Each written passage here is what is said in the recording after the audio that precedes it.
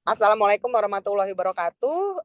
Selamat malam, salam kebebasan, salam sehat, salam Nusantara, salam anti diskriminasi. Seiring kita baru saja merayakan Hari Perempuan Internasional pada tanggal 8 Maret.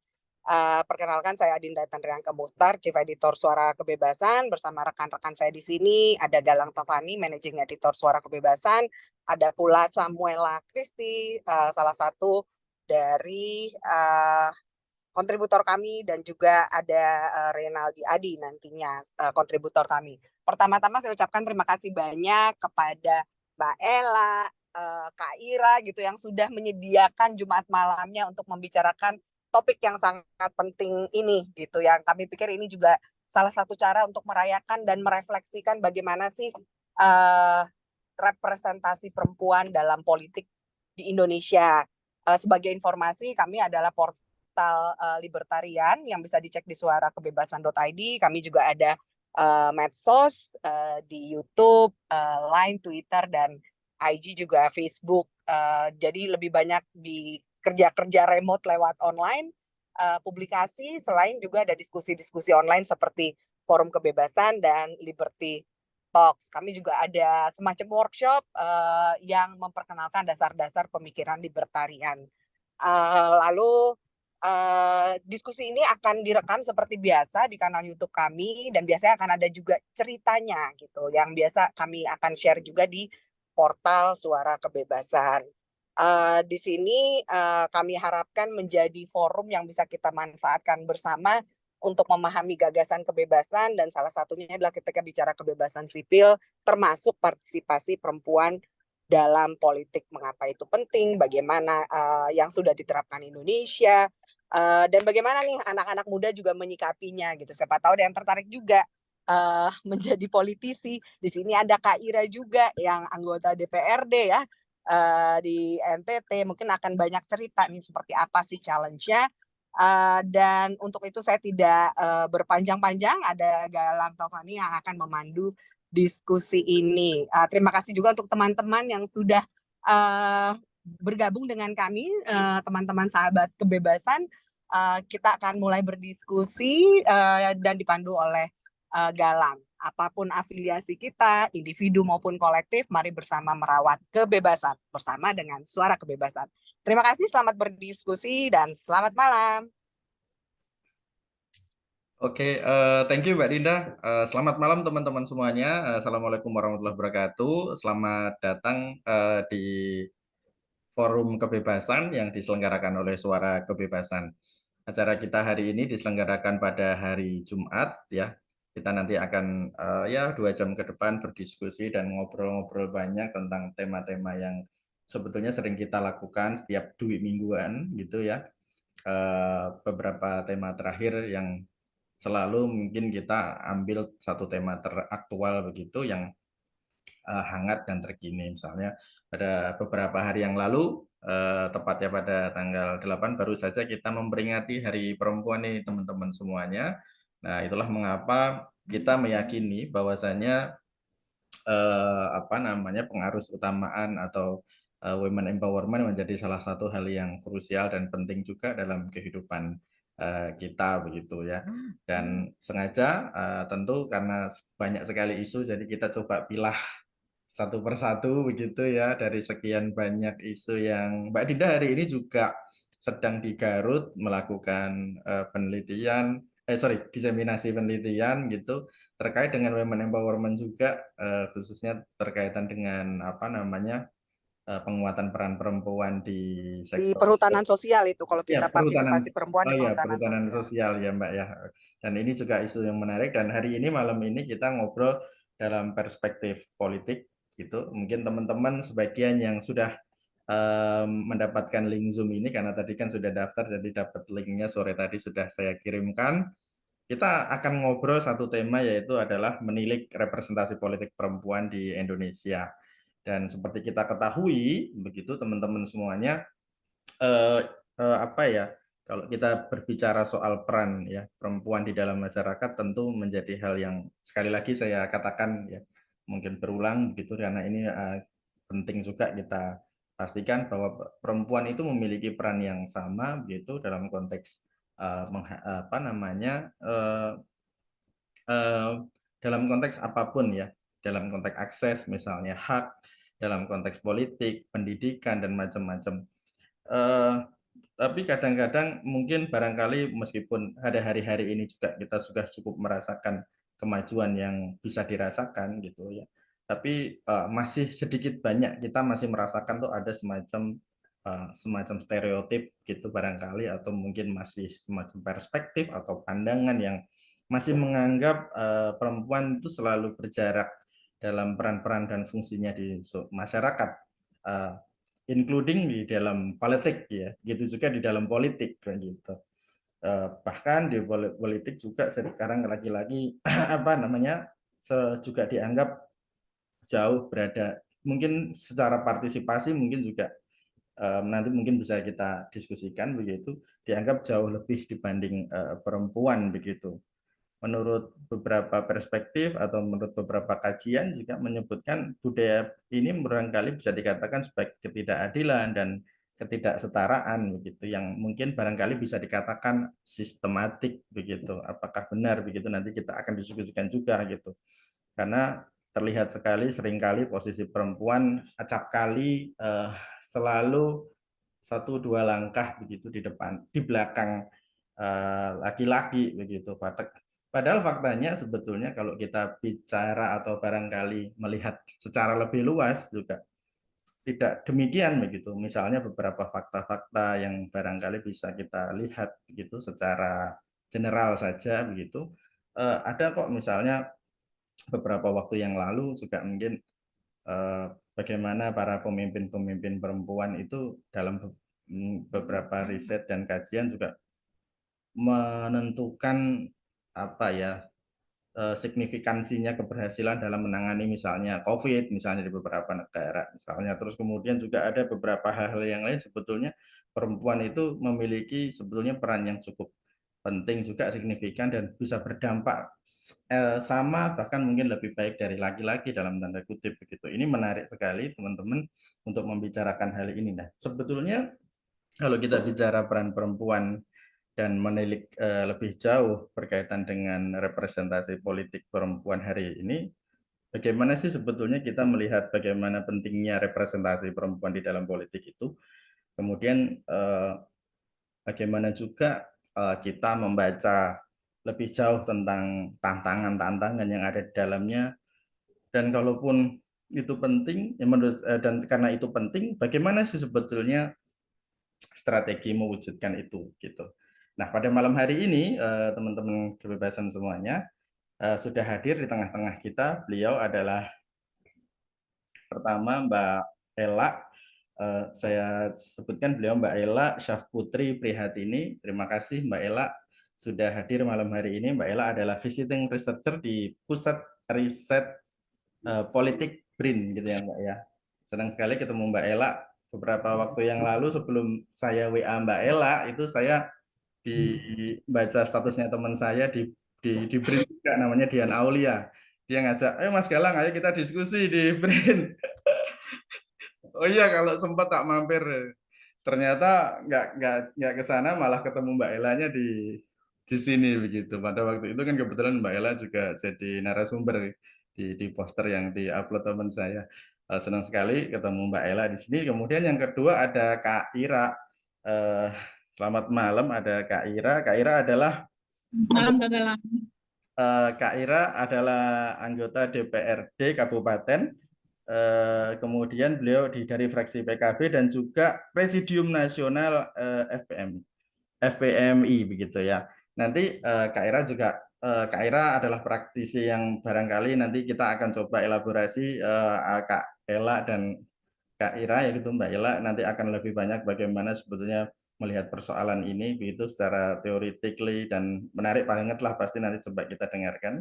Kemudian Kak Ira punya perspektif selamat melihat Kak Ira juga sebagai praktisi dan terjun langsung dalam dunia itu nanti mungkin bisa sharing juga kepada kita. Oke, rasanya nggak perlu berpanjang-panjang lagi nih saya prolognya untuk diskusi malam hari ini. Mungkin pertama nanti Mbak Ella dulu ya Mbak. Mungkin bisa sharing dulu Mbak, mungkin apa memantik diskusi kita malam hari ini. Nanti kemudian yang kedua nanti kita lanjutkan Kak Ira dan nanti akan sesi Q&A.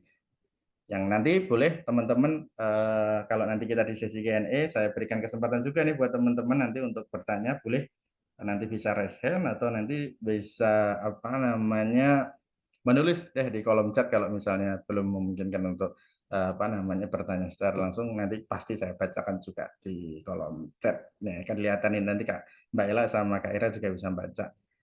Gitu ya. Oke, terima kasih. Langsung saja Mbak Ella dulu. Ya, silahkan Mbak Ella. Oke, selamat malam Mas. Untuk perkenalannya dan Kak Ira juga saya looking forward untuk mendengarkan langsung gitu ya. Boleh minta tolong ini agar boleh share screen mungkin dari panitia. Saat ini belum bisa share screen.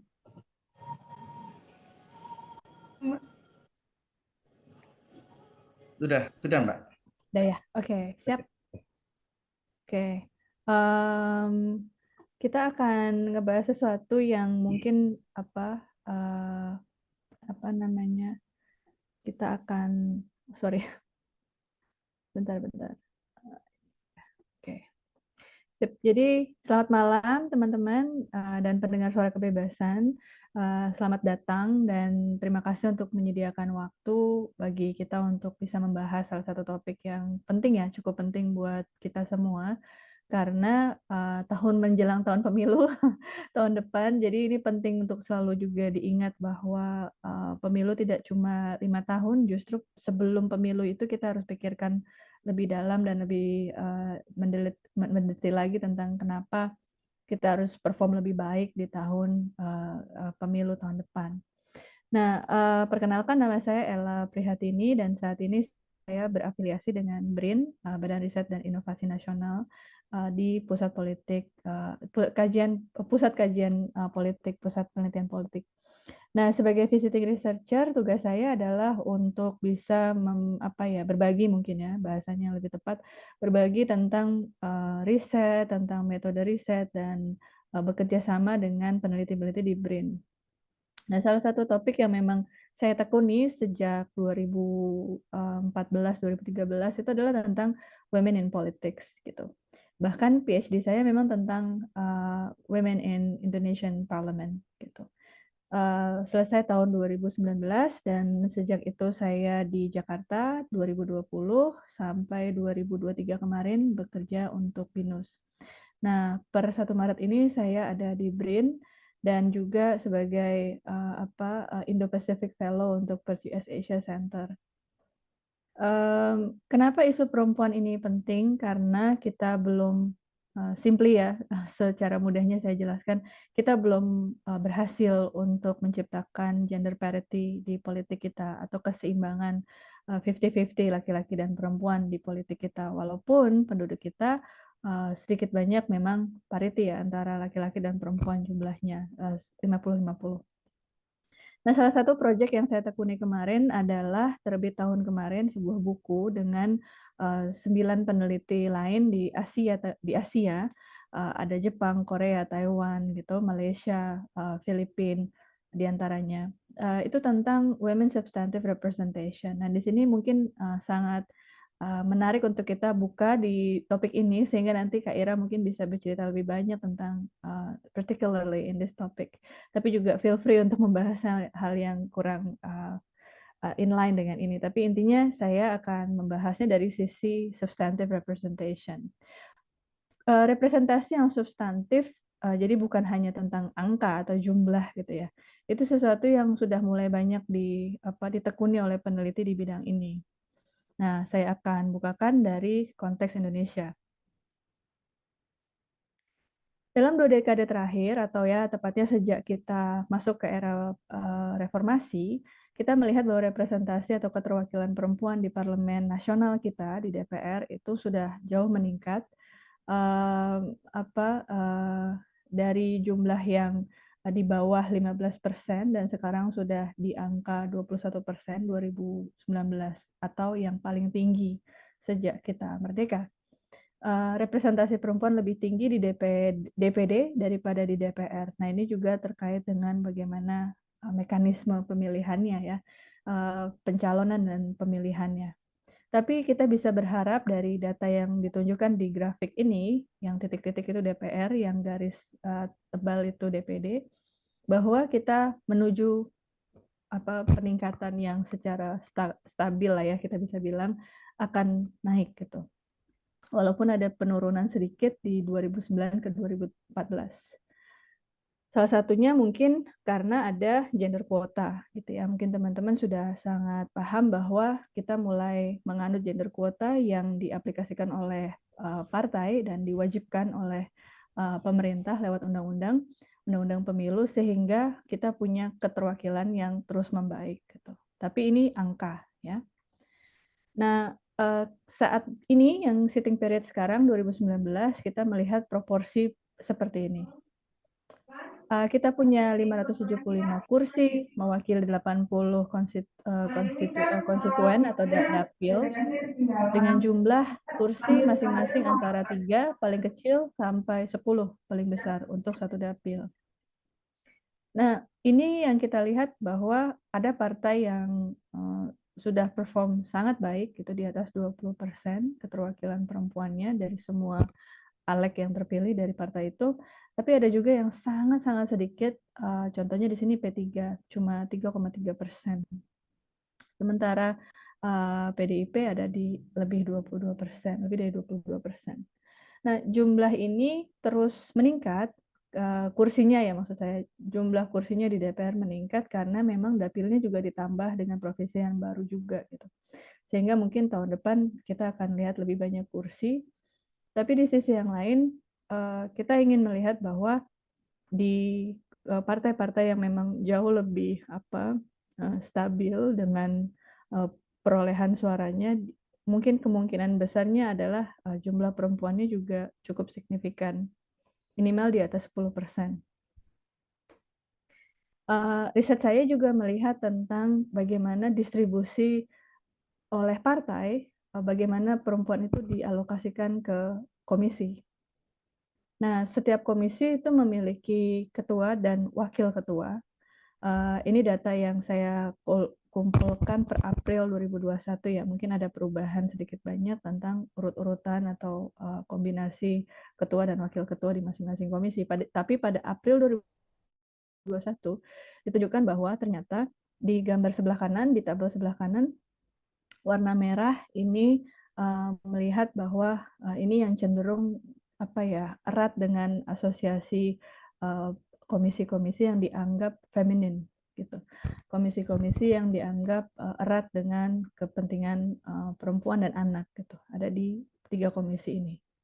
Nah, proporsinya memang terlihat jauh lebih banyak ya di sini, bahkan di komisi 9 misalnya. Itu 50-50 antara laki-laki dan perempuannya ada di situ. Atau di education, pendidikan, pendidikan, olahraga, pemuda, dan pariwisata itu hampir 35%, lebih dari sepertiga. Nah, yang kita lihat adalah ternyata memang studi menunjukkan bahwa perempuan itu cenderung ketika dia masuk ke DPR, dia akan ditugaskan untuk berada di komisi-komisi yang erat dengan kepentingan perempuan, which is nothing wrong, gitu ya, nggak ada yang salah dengan itu. Tapi kita juga pengen lihat bahwa ada komisi-komisi yang sangat sedikit keterwakilan perempuannya. Contohnya komisi 3 misalnya gitu, yang mengurusi perundang-undangan, hukum, human rights gitu ya. Dan ini mungkin yang akan bisa kita kulik lebih jauh lagi, kenapa begini gitu ya. Bagaimana caranya kita bisa punya representasi yang lebih baik dan cukup merata gitu antara komisi. So, yang kami lakukan di masing-masing chapter sebenarnya, kita bikin wawancara gitu ya dengan Alek dan mantan Alek, anggota legislatif. Nah, di data saya ada 2 mantan dan 6 yang masih bertugas aktif sebagai anggota parlemen. Dan mereka mewakili 6 dari 9 partai yang saat ini ada di DPR. kami mengukur substantive representation itu ada dua. Pertama, menurut literatur yang ada, levelnya mikro dan makro. Mikro di sini artinya adalah keterkaitan atau konektivitas antara yang diwakili dan si Alek sebagai pribadi satu orang ini gitu ya. Jadi satu individu Alek dan mereka yang diwakili oleh Alek ini.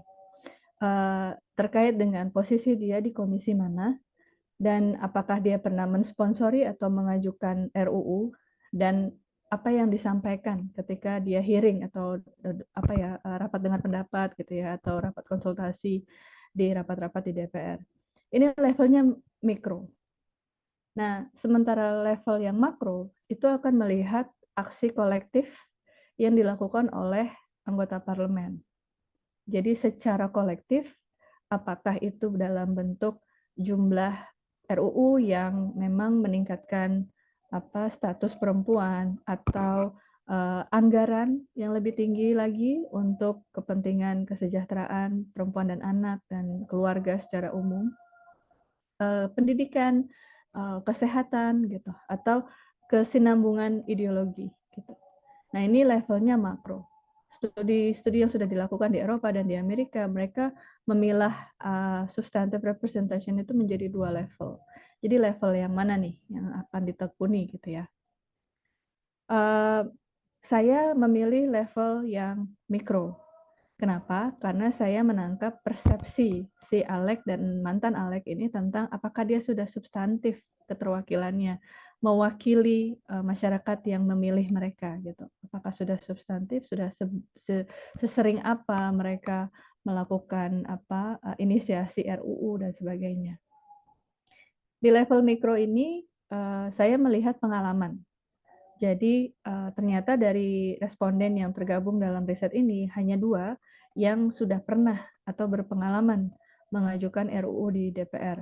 Pertama, Ibu Nur Syahbani Kaca Sungkana dari PKB dan Ibu Ledia Hanifa Amalia dari PKS. Pengalaman mereka menarik untuk melihat bagaimana sebenarnya the bolts and nuts gitu ya. Jadi detailnya gimana caranya, prosesnya, adminnya segala macam, apa yang membuat mereka sulit atau dimudahkan, faktor apa yang memudahkan untuk mengajukan sebuah inisiatif RUU di DPR kita. Tentu dengan periode yang berbeda, pengalamannya pun berbeda. Ibu Nur Syahbani kan sudah retired ya, maksudnya tidak sedang bertugas saat ini di DPR, sehingga beliau punya pengalaman yang tentu berbeda dengan apa yang terjadi di saat ini. Kalimat yang saya bisa kutip dari pernyataan beliau adalah, sebagai Wakil Ketua Balik, posisi saya sangat strategis untuk bisa mempromosikan atau mengajukan sebuah RUU, bukan cuma satu tapi ya beberapa RUU yang beliau ajukan, dengan menggalang kerjasama dengan anggota legislatif yang lain. Salah satu RUU yang beliau sebutkan dalam wawancara adalah, dan dianggap sebagai salah satu bentuk kesuksesan gitu ya, substantive representation of women di parlemen kita, adalah Undang-Undang Kewarganegaraan. Undang-undang ini mengapresiasi hak-hak perempuan dan anak gitu ya, yaitu anak yang dalam dalam pernikahan atau tidak, anak yang diadopsi atau kandung, sehingga punya hak yang sama untuk bisa mendapatkan kewarganegaraannya. Hal-hal yang menarik dari penyampaian beliau adalah bahwa memang harus ada strategic partners yang membantu beliau untuk bisa menggolkan RUU ini. Nah, proses itu yang melibatkan tidak hanya perempuan di parlemen, tapi juga laki-laki yang punya kepedulian yang sama. Nah, pemetaan itu menjadi kunci, kata beliau. Memetakan mana orang-orang yang bisa akan kondusif dan membantu gitu ya, ketika nanti dibahas nih RUU-nya. Di sisi yang lain, Ibu Ledia menyampaikan juga bahwa pengalaman beliau justru sebaliknya, yaitu pernah mengajukan dan gagal untuk dibahas lebih lanjut gitu. So beliau bercerita tentang proses. Beberapa individu gitu ya, anggota parlemen mempropose mengajukan sebuah rancangan undang-undang tentang ketahanan keluarga, RUU ketahanan keluarga, karena beliau melihat bahwa semuanya itu harus kembali ke keluarga, sehingga keluarga harus punya support yang lebih baik gitu ya, misalnya kemiskinan, pendidikan gitu. Harus keluarganya yang menjadi center of interest-nya negara untuk membantu. Tapi di situ yang menjadi kelemahannya adalah karena tidak bisa mendapatkan support yang kunci gitu ya, dukungan-dukungan yang kunci sehingga tidak progressing gitu, tidak meningkat statusnya. Nah, beliau menjelaskan ada perbedaan antara yang saat ini ada di DPR yang sebelumnya gitu. Sekarang DPR itu sudah menawarkan support system yang lebih baik gitu dengan badan keahlian. Nah, salah satu kendala kami sebagai peneliti parlemen di Indonesia dan politik secara umumnya gitu, itu adalah kesulitan untuk mendapatkan data yang detail. Misalnya kalau di luar negeri kita bisa lihat Hansard itu ya. Hansard itu merekam semua percakapan, semua proses gitu. Kenapa RUU ini bisa sampai goal itu gimana prosesnya, ke belakangnya seperti apa, itu kita nggak mendapatkan hal yang semudah itu di Indonesia. Sehingga akhirnya salah satu kelemahan yang saya akui juga dalam riset ini adalah kita tidak benar-benar tahu sebenarnya setiap RUU itu rutenya seperti apa sih gitu, sehingga sampai selesai di ketuk palu. Nah, pemaparan Bu Ledia ini sedikit banyak menjelaskan tentang apa-apa saja yang sudah ya meningkat, membaik gitu ya, daripada periode-periode sebelumnya. Kami juga mewawancarai anggota legislatif laki-laki, karena kami meyakini bahwa substantive representation of women itu bukan cuma di kalangan perempuannya aja, tapi juga harus ada partner atau mitra yang bisa membantu keterwakilan perempuan, isu-isu perempuan itu lebih substansial lagi di parlemen, yaitu laki-laki yang punya kepedulian yang sama atau bisa diajak kerjasama, minimal gitu bahasanya. So, menurut Pak Mardhani Sera, dari 575 anggota parlemen misalnya, mungkin ada hanya 1/5-nya yang benar-benar serius gitu untuk membantu suara-suara perempuan, kepentingan-kepentingan perempuan itu bisa direpresentasikan di legislasi, pengawasan anggaran dan lain-lain. Sisanya mereka mungkin belum punya kesadaran yang sama gitu tentang itu. Tapi yang menjadi titik kunci dari pernyataan beliau adalah isu ini mungkin belum se-mainstream yang bisa kita bayangkan gitu. Jadi women's issues itu di parlemen mungkin belum menjadi salah satu yang jadi concern bersama, sehingga ya itu tadi mungkin taksiran beliau hanya 20% atau 1/5 yang benar-benar bisa diajak bekerja sama untuk mewujudkan perundangan yang lebih baik untuk keterwakilan perempuan, minat-minat perempuan dan kepentingan perempuan. Sehingga karena belum menjadi mainstream, sehingga itu lebih sulit untuk mewujudkan undang-undang yang akan menguntungkan perempuan dan anak serta keluarga secara umum. Di sisi yang lain, menarik juga dari salah satu responden kami adalah Ibu Lulu Hamidah, menjelaskan bahwa beliau bekerja di komisi yang mengawasi Kementerian Pertanian. Jadi, menurut beliau ketika diwawancara, ketika kita melihat petani kita misalnya gitu, tidak langsung otomatis orang tuh berpikir bahwa petani itu ada laki-laki, ada perempuan juga gitu, sehingga harusnya ada kesadaran atau semacam pengetahuan lah minimal bahwa memang ada laki-laki dan perempuan bekerja sebagai petani di Indonesia, dan laki-laki dan perempuan itu mendapatkan diskriminasi mungkin yang berbeda gitu. Perempuan yang bekerja sebagai petani mendapati diskriminasi, dan pemerintah atau negara harus step up dan harus masuk ke dalam itu dan mencoba untuk mengurangi diskriminasi yang terjadi di sana. Nah, pertanyaan yang ini retorik yang beliau sampaikan ketika diwawancara adalah, saya justru ditanya gitu, kata Bu Lulu, emang petani kita ada masalah apa gitu oleh anggota parlemen yang lain gitu. Apakah memang benar ada diskriminasi berdasarkan gender gitu. Pertanyaan se-basic dan semendasar itu yang harus Bu Lulu bisa jelaskan gitu. kenapa kita harus melihatnya ini tidak semua petani itu laki-laki gitu. Jadi harus ada memperhatikan juga, oh ada perempuannya juga di sana dan apa yang mereka hadapi gitu. Kebijakan-kebijakan apa yang seharusnya diciptakan untuk menimbulkan apa ya, atau meminimalisir diskriminasi terhadap petani perempuan. Dan itu beliau harus meyakinkan alek-alek yang lain. So, kalau data di level mikro itu lewat wawancara, tapi kalau kita melihat dari level makro, yaitu performa ya, performa dalam undang-undang yang pro atau mengindahkan kaidah kesetaraan gender, kita bisa lihat bahwa data dari Kementerian Pemberdayaan Perempuan dan Perlindungan Anak ada undang-undang yang memang sangat erat dengan kepentingan perempuan dan anak. Contohnya Undang-Undang Nomor 23 Tahun 2004 tentang KDRT, atau trafficking tahun 2007 Undang-Undang Nomor 21, dan juga perencanaan keluarga atau pertumbuhan populasi ya 2009. Tapi itu semua tidak masih bisa banyak lagi yang harusnya bisa diluluskan oleh DPR.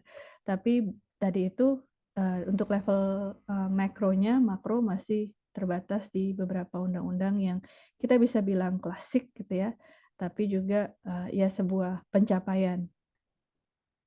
So, jadi pertanyaannya kemudian adalah apa dong tantangan untuk kita di DPR bisa, atau di parlemen lah ya secara umum, agar substantive representation of women itu bisa lebih baik gitu, sebagai keterwakilan yang lebih substansial, bukan cuma deskriptif. So, menurut mantan Alek, Ibu Saras dari Gerindra, kita harus sadar betul bahwa perempuan itu bukan entitas yang monolitikal. Artinya heterogeneity-nya itu harus diperhatikan gitu. Perempuan sebagaimana juga laki-laki itu tidak homogenes, tidak cuma satu tipe gitu kan. Tapi mereka ada banyak spektrumnya, dalam pengertian boleh dari socioeconomic statusnya, boleh dari tingkat pendidikannya dan lain-lain. Sehingga mereka juga punya ideologi yang berbeda. Contohnya yang beliau highlight dalam wawancara adalah tentang bagaimana legislator di Amerika itu, baik laki-laki dan perempuan, itu punya pandangan yang sangat kontras gitu ya, ketika itu berbicara tentang pro-life atau pro-choice misalnya gitu. Atau di Indonesia sendiri deh, gitu, tentang bagaimana alek perempuan ya punya pandangan yang sangat kontras di antara mereka sendiri tentang Undang-Undang Perlindungan Pekerja Rumah Tangga misalnya, yang masih ongoing juga ya. Dan ini adalah bagaimana kita harus memperhatikan lagi bahwa heterogenitas itu bukan sesuatu yang bisa dianggap sepele. Jadi harus benar-benar dihitung bahwa memang mereka tidak sama gitu. Selain faktor heterogenitas, mungkin saya akan speed up saja di sini strategi yang juga ditawarkan dalam wawancara kami. Beberapanya diantaranya adalah Ibu Hetifah dari Golkar menyebutkan bahwa harus ada kerjasama yang strategis antara partai gitu ya ketika mereka merekrut, dan juga melibatkan seluas-luasnya stakeholder atau pemangku kebijakan yang bisa membuat mereka merasa lebih aware atau lebih sadar dengan kepentingan perempuan itu apa saja dan bagaimana caranya untuk mencapai kepentingan itu ketika mereka terpilih nanti di parlemen. Nah, salah satunya yang beliau sarankan adalah untuk bisa digiatkan lebih dalam lagi tentang sekolah politik, misalnya gitu. Di Golkar sendiri beliau bilang sudah ada, dan itu membuat alek-alek atau caleg-caleg perempuan itu bisa lebih paham gitu isu-isu apa, dan jangan sampai masuk parlemen itu clueless, intinya gitu.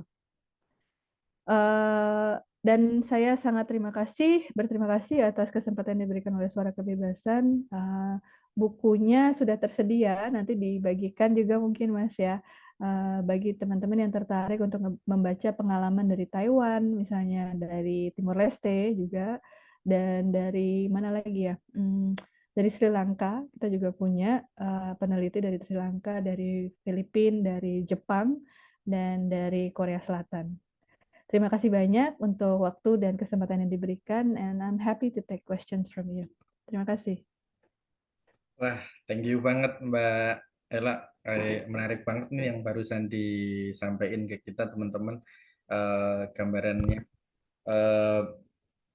banyak pelajaran yang mungkin bisa kita petik dan mungkin bisa jadi dasar kita untuk melakukan hal yang lebih banyak, gimana harusnya kita membangun barangkali representasi yang substantif begitu ya, dalam konteks tadi mungkin apa yang disampaikan Mbak Ella di dalam proses politik di parlemen. Ini menurut saya penting banget dan harus mungkin bisa kita exposure lebih jauh, baik dalam konteks kita mendalami lebih jauh lagi. Tentu tadi juga Mbak Ella sempat sampaikan bukunya sudah ada, nanti bisa dicari nih teman-teman. Kemudian barangkali juga misalnya nanti kita bisa terapin sama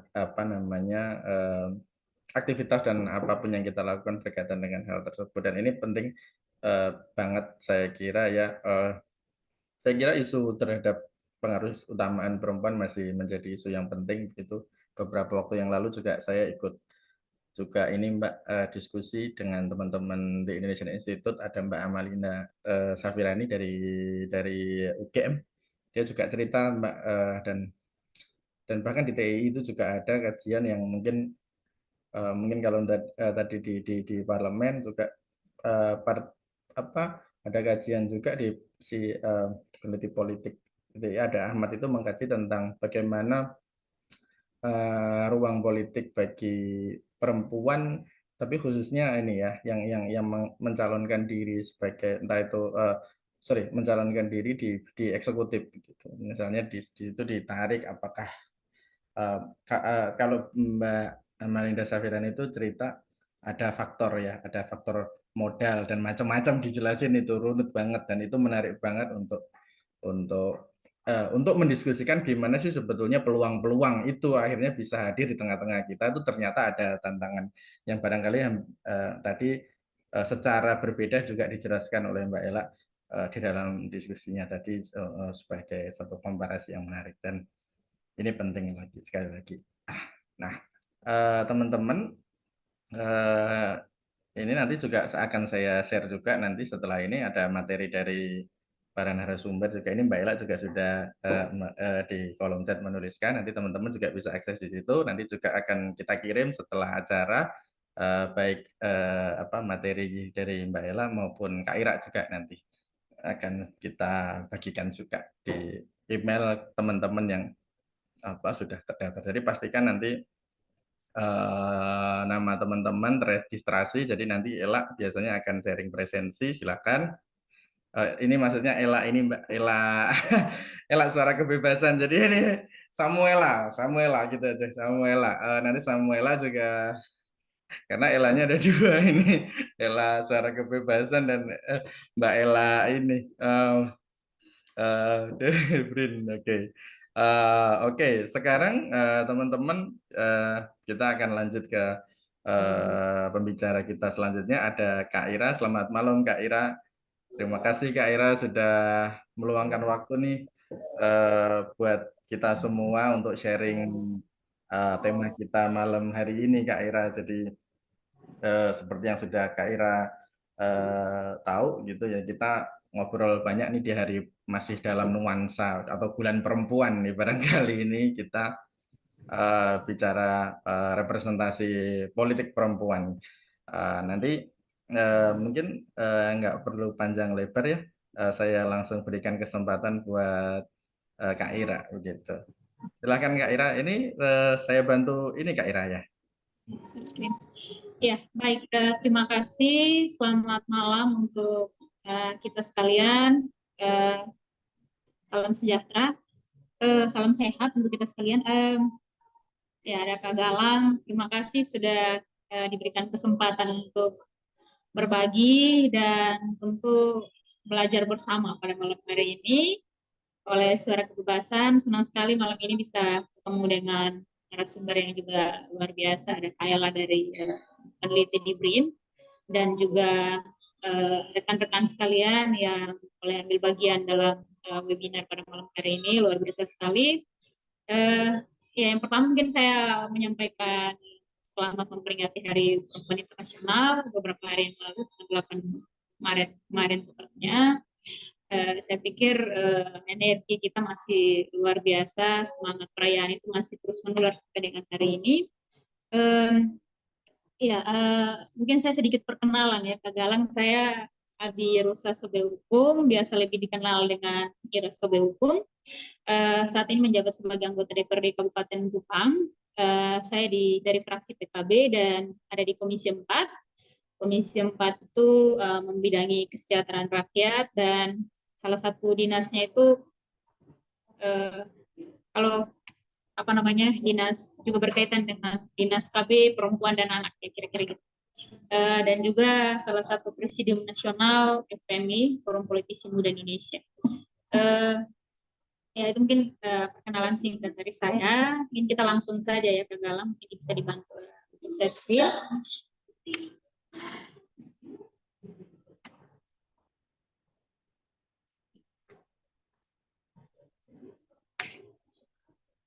Lanjut ke slide berikut.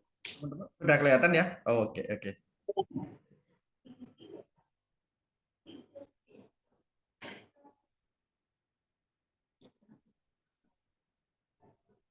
Slide berikut, Kak Galang.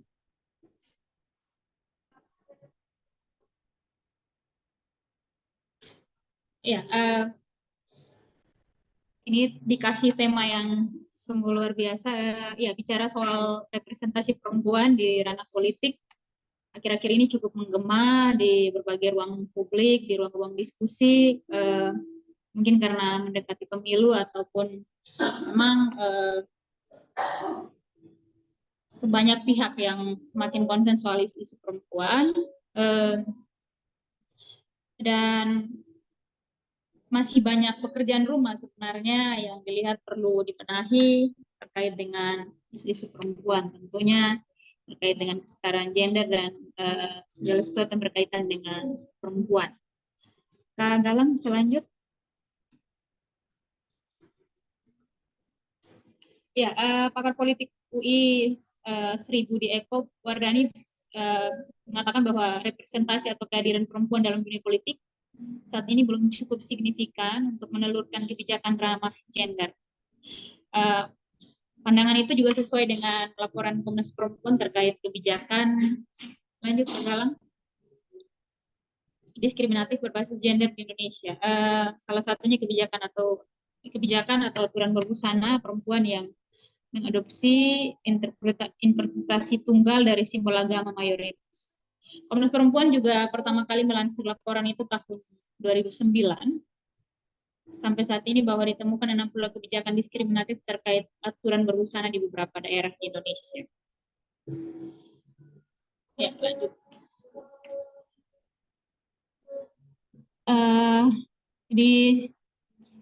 Dari ada pendapat lain dari peneliti di BRIN, temannya Kaela ya, Mbak Ireni Reswati Gayatri menilai bahwa representasi perempuan dalam kancah perpolitikan Indonesia sudah baik. Itu representasi perempuan di politik tidak pernah lebih baik daripada saat ini karena memiliki demokrasi yang lebih berwarna setelah 98. Mbak Irene juga dalam seminar internasional mengatakan ini dalam seminar internasional bertajuk gender. Kak Galang, bisa lanjut Kak Galang? Ya, menurut Mbak Irene bahwa representasi perempuan dalam politik Indonesia dapat dilihat dari peran perempuan dalam memimpin partai politik, memimpin pemerintahan daerah, memimpin pemerintahan kementerian, hingga memimpin negara. Lanjut Kak Galang. Dari beberapa pendapat itu, pendapat saya pribadi, saya melihat bahwa bicara soal representasi perempuan, maka perlu untuk kemudian melihat kurang lebih dua hal. Yang pertama soal angka atau jumlah perempuan yang ada di politik. Ini berhasil saya rangkum seadanya. Yang pertama, perempuan yang ada di eksekutif itu ada 14,8%, kepala daerah perempuan, 1 orang gubernur, dan ada 13 bupati dan wali kota. Kemudian di legislatif di DPR RI ada 120 orang wakil rakyat yang berjenis kelamin perempuan, itu setara dengan 20,87%, dan di DPRD provinsi dan kabupaten kota ada 30,88%. Lanjut ke Galang. Ya, kemudian kita coba lihat regulasi atau aturan yang berpihak ke perempuan. Kurang lebih ada 2 kalau undang-undangnya. Yang pertama itu Undang-Undang Nomor 7 Tahun 1984 tentang pengesahan Konvensi Penghapusan Segala Bentuk Diskriminasi Terhadap Perempuan atau CEDAW. Undang-Undang Nomor 5 Tahun 98 tentang pengesahan konvensi menentang penyiksaan dan perlakuan atau penghukuman lain yang kejam atau tidak manusiawi atau jahat. Yang berikut Kak Galang.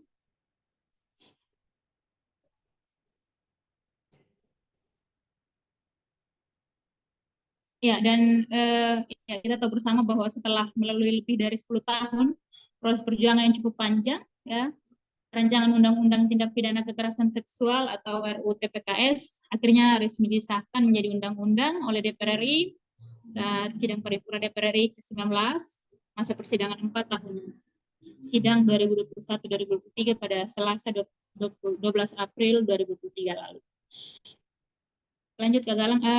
Ya, saya coba lihat lagi kita coba lihat di beberapa daerah yang sudah ada perda soal perempuan.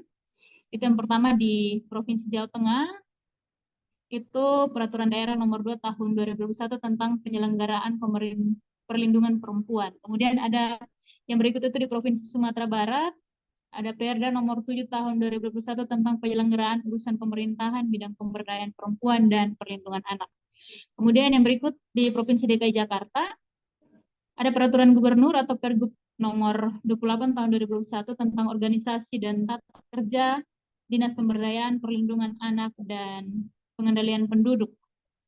Kemudian ada di Provinsi Sumut, ada Peraturan Daerah Nomor 13 Tahun 2019 tentang perlindungan perempuan dan anak dari tindak kekerasan. Kemudian di Provinsi Jambi ada Peraturan Daerah Nomor 7 Tahun 2019 tentang penyelenggaraan perlindungan perempuan dan anak. Lanjut Kak Galang. Ya.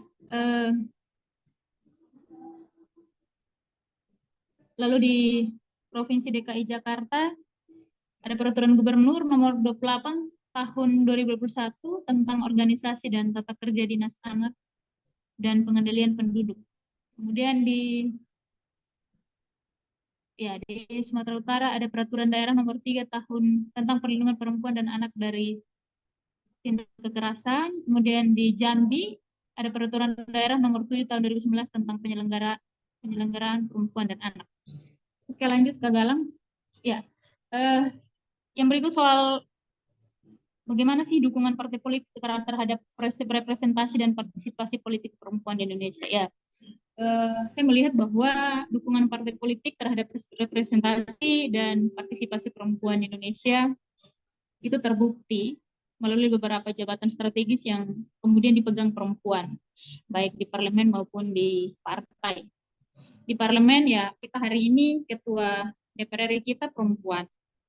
Kemudian di beberapa daerah pimpinan DPRD juga perempuan. Di NTT misalkan ketua DPRD provinsinya perempuan, kemudian di Sulawesi Tengah juga ketua DPRD provinsinya perempuan, di Sulawesi Selatan dan di Sumatera Selatan, kemudian di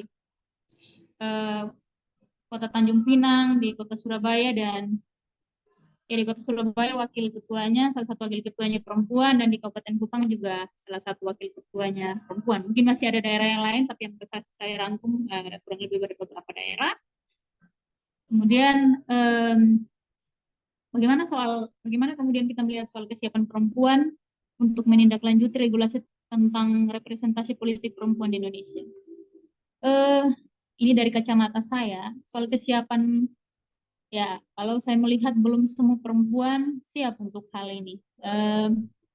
Saya ambil contoh kasus di daerah. Kita bisa lihat salah satu di daerah ya mungkin di daerah eh, di Jawa dan sekitarnya mungkin sudah, karena sudah dengan kemajuan teknologi yang semakin baik, mungkin dengan kemudahan akses informasi dan berbagai hal, mungkin kondisinya berbeda dengan kami yang di luar kami yang ada di pelosok. Saya ambil contoh kasus bahwa kita hari ini partai politik cukup kewalahan, masih kewalahan untuk mencari caleg perempuan yang potensial. Kalaupun ada, maaf kalau saya salah, nanti kalau bisa dikoreksi. Tapi yang saya temukan adalah kalaupun mendapat caleg perempuan, banyak yang belum begitu potensial. Dan saya pikir, pengamatan saya berdasarkan yang ada di lapangan, bahwa masih ada juga perempuan yang duduk di parlemen yang tidak begitu peka dengan isu-isu terkait perempuan, sehingga kehadirannya juga tidak terlalu memberikan dampak terhadap kaumnya sendiri. Tadi saya sempat dipaparkan oleh Mbak Ella soal risetnya. Mungkin saya sedikit sharing ya, Kak Galang, bahwa ya bicara soal isu perempuan di parlemen, dibilang belum seksi, ya. Karena di antara, ya tidak semua, tapi memang masih ada juga perempuan yang tidak terlalu peka dengan isu-isu perempuan, dan juga kaum laki-laki juga banyak yang tidak mendukung. Sehingga saya ambil contoh, saya misalkan, saya sekarang ada di Badan Pembuat Peraturan Daerah, dan sudah saya dorong berkali-kali untuk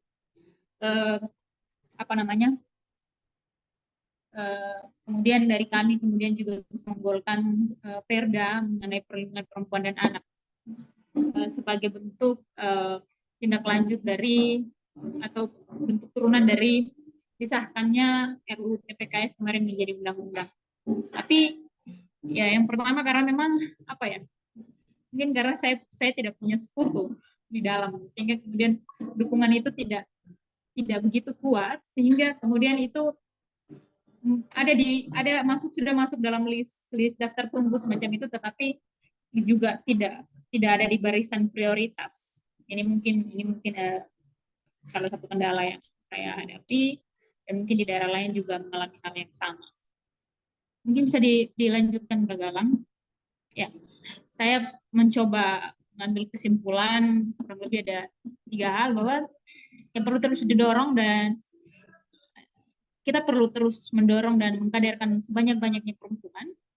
Kehadiran perempuan bukan sekedar representasi, tapi memberikan warna tersendiri, bahwa bukan karena kemudian ada representasi perempuan kemudian sekedar memenuhi representasi itu, tapi perempuan benar-benar diperhitungkan. Kemudian yang kedua, di ruang di partai politik, saya pikir kita harus manfaatkan perempuan, dalam hal ini harus memanfaatkan dengan sebaik-baiknya, terutama soal bagaimana kemudian kaderisasi perempuan di partai politik itu bisa jalan dengan baik, sehingga bisa menjawab kebutuhan-kebutuhan yang ada di partai politik. Yang ketiga, perempuan harus terus belajar, terus berorganisasi, terus belajar untuk mengadvokasi dan memperkaya diri dengan sebanyak-banyaknya ilmu, sehingga kesiapan untuk menindaklanjuti regulasi tentang representasi politik perempuan Indonesia kesiapan itu tidak hanya oleh kelompok tertentu, tetapi oleh seluruh perempuan Indonesia. Artinya semua lapisan perempuan harus siap untuk kemudian bisa menyikapi soal regulasi itu. Lanjut ke Galang.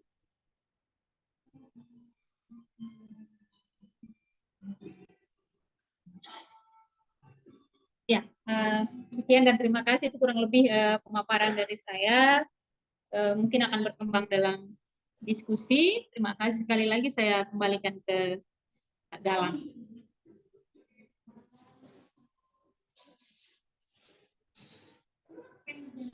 Terima kasih Kak Ira. Ini menarik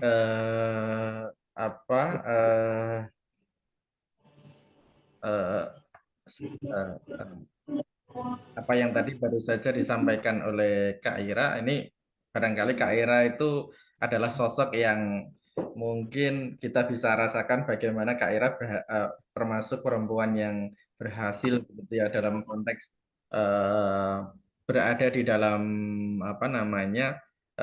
di politik, di dunia politik, dan itu Kak Ira ada di situ. Jadi mungkin Kak Ira betul-betul memahami dan melihat juga merasakan secara langsung begitu dalam konteks ini bagaimana situasi dan kondisi terkait dengan bagaimana kalau kita bicara tantangan barangkali ya Kak Ira ya, terkait dengan perempuan yang ada di politik khususnya.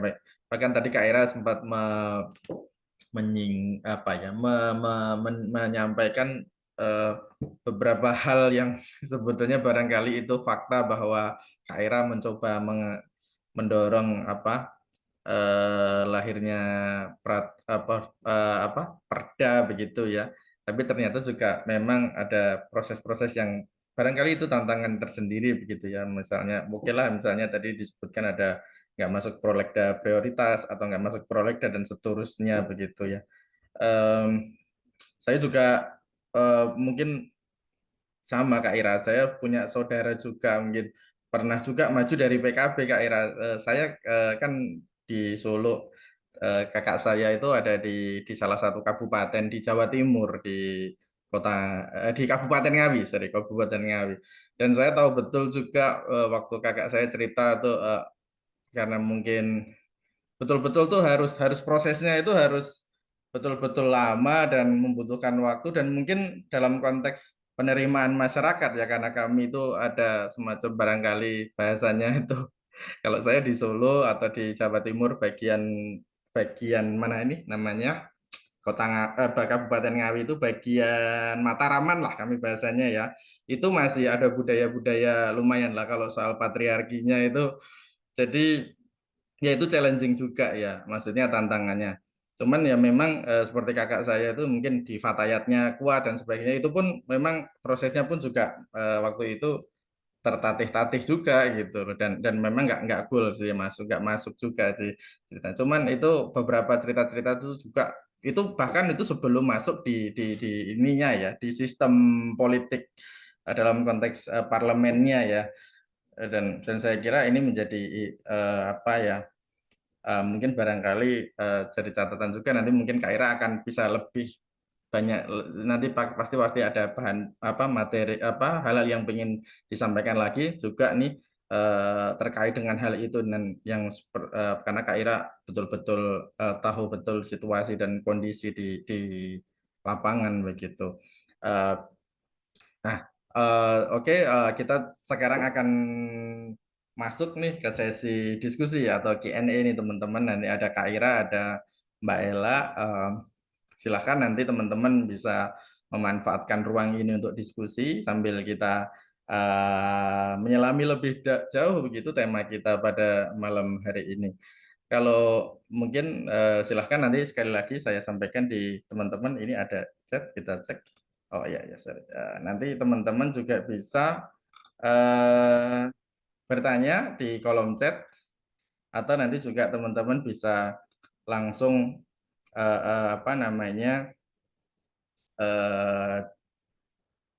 bertanya secara langsung, bisa melalui raise hand. Nanti saya langsung berikan kesempatan kepada teman-teman untuk bertanya. Ada Kak Ira dan ada Mbak Ella di sini.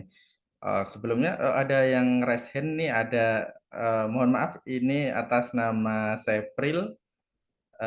Semoga saya tidak keliru nama. Silahkan kepada saya Mbak, ini Ibu atau Mas ada atau Kak Sepril, silahkan Kak, atau Kak saja biar netral. Baik, terima kasih. Silahkan Kak Sepril. Suara saya sudah didengar? Sudah Kak, sudah jelas sekali. Selamat malam. Sebenarnya saya mahasiswa baru lulus, jadi mungkin abang kakak ya. Ya, kakak Angga. Terima kasih untuk waktu yang diberikan kepada saya. Saya Sepril, baru saja kemarin lulus dari UKI. Kebetulan saya mahasiswa program studi hubungan internasional, tapi dalam fakultas sosial dan politik. Tadi saya sempat dengar Kakak Ira sudah bilang pembicara Kakak Ira sudah bilang bahwa perempuan sekarang belum siap dengan politik. Ya, mungkin saya agak sedikit memang benar sih belum siap gitu. Apalagi kita baru lihat kemarin itu yang tentang Ibu Ketua DPR kita yang tidak maksudnya dalam haknya, dalam tanggung jawabnya itu beliau mematikan mic. Kalau macam kita anak organisasi dan sering sidang, mungkin kita bisa paham ya, itu sebenarnya tidak jadi masalah, tetapi karena ada kepentingan politik dan digiring sehingga netizen itu sampai sampai ke body shaming ya, sampai ke menyerang pribadinya gitu. Bukan, ya saya pikir mungkin hal-hal itu yang membuat perempuan Indonesia akan berpikir berapa kali lagi untuk masuk dan bergabung ke politik gitu. Jadi jadi pertanyaan saya, bagaimana caranya kita untuk meyakinkan perempuan Indonesia dan merangsang perempuan Indonesia untuk berani maju, untuk berani maju bergabung dengan misalnya partai politik untuk membela hak-hak, minimal hak-hak perempuan yang mereka bela gitu. Dan kalau semisalnya kalau macam hanya untuk belajar politik di kampus atau ikut organisasi, itu sekarang itu saya mau lihat ya gaya hidup anak-anak milenial sekarang itu kayaknya lebih ke individualis gitu. Mereka punya circle-circle yang organisasinya mereka itu mungkin hanya bagaimana ya, lebih ke individualis yang nginep staycation kayak gitu-gitu nih ya. Jadi saya rasa ini tantangan ya untuk kita gitu, untuk meneruskan, jangan-jangan kedepannya nanti lebih kosong lagi perempuan untuk tertarik ke dunia politik gitu. Jadi saya mau tanya, selain cara-cara yang ikut organisasi, belajar pendidikan, belajar politik di universitas secara formal kayak gitu, ada lagi nggak cara yang efisien gitu? Saya mahasiswa dan saya pernah berbicara dengan mahasiswa yang masih satu fakultas sosial politik dengan saya. Dia tuh kayak langsung, aduh kalau politik enggak deh kayak gitu, udah kayak mundur gitu. Lalu saya memberi sedikit paham bahwa politik itu dia tidak kejam, politik itu dia tidak salah. Yang kejam dan yang salah, yang arogan, yang egois itu adalah aktornya gitu. Tapi karena mungkin ya selama ini dia sudah termakan oleh isu yang politik itu kotor, politik itu bla bla bla, dia udah kayak, padahal sayang banget ya, aku lihat potensi-potensi gaya bicaranya dia, maksudnya kalau ditarik ke politik mungkin lebih baik gitu, maksudnya dia bisa berkontribusi lebih gitu. Jadi itu saja dari saya. Terima kasih. Ya, terima kasih. Ini menarik banget. Barangkali apa ya, nanti bisa dikomentari ini untuk Mbak Ella dulu atau Kak Ira dulu, ini silahkan. Kak Ira dulu mungkin apa yang Kak Ira. strategi-strategi untuk millennials bisa semangat masuk politik, silakan. Iya. Iya Kak Ira, sharing sama kita Kak Ira.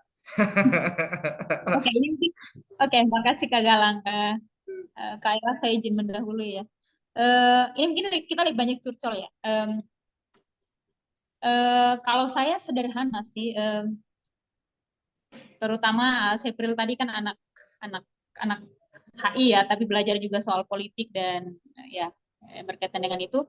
Saya pikir kalau saran dari saya bahwa tugas kita harus membuat politik itu menjadi sesuatu yang asik.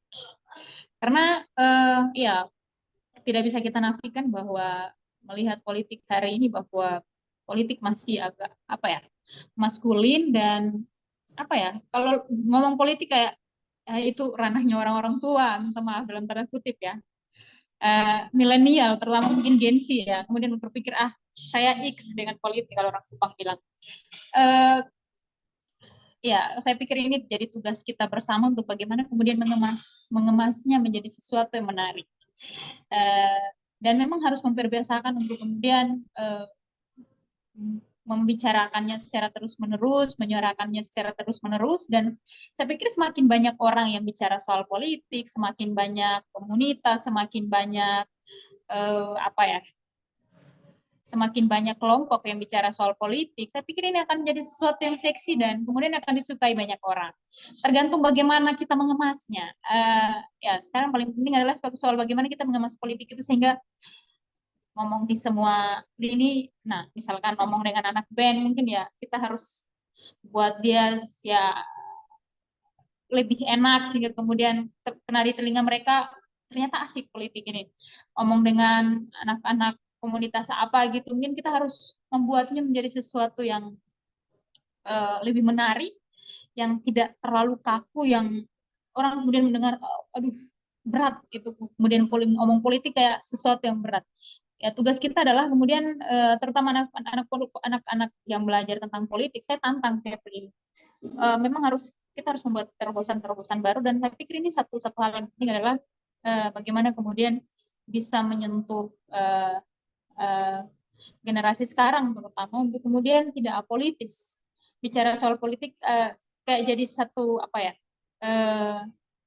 sesuatu yang kemudian menarik. Jadi memang yang paling penting adalah bagaimana kemudian kita mengemas politik itu sehingga kemudian dirasa tidak terlalu berat. Harus dibuat dengan lebih ringan, dengan materi-materi yang sesuai dengan kebutuhan komunitas itu. Jadi mungkin bagaimana kemudian kita lebih apa ya, lebih bisa untuk kemudian beradaptasi di komunitas mana, misalkan kita bisa kemudian mengemasnya sehingga lebih mengena ke mereka dan lebih mudah diterima.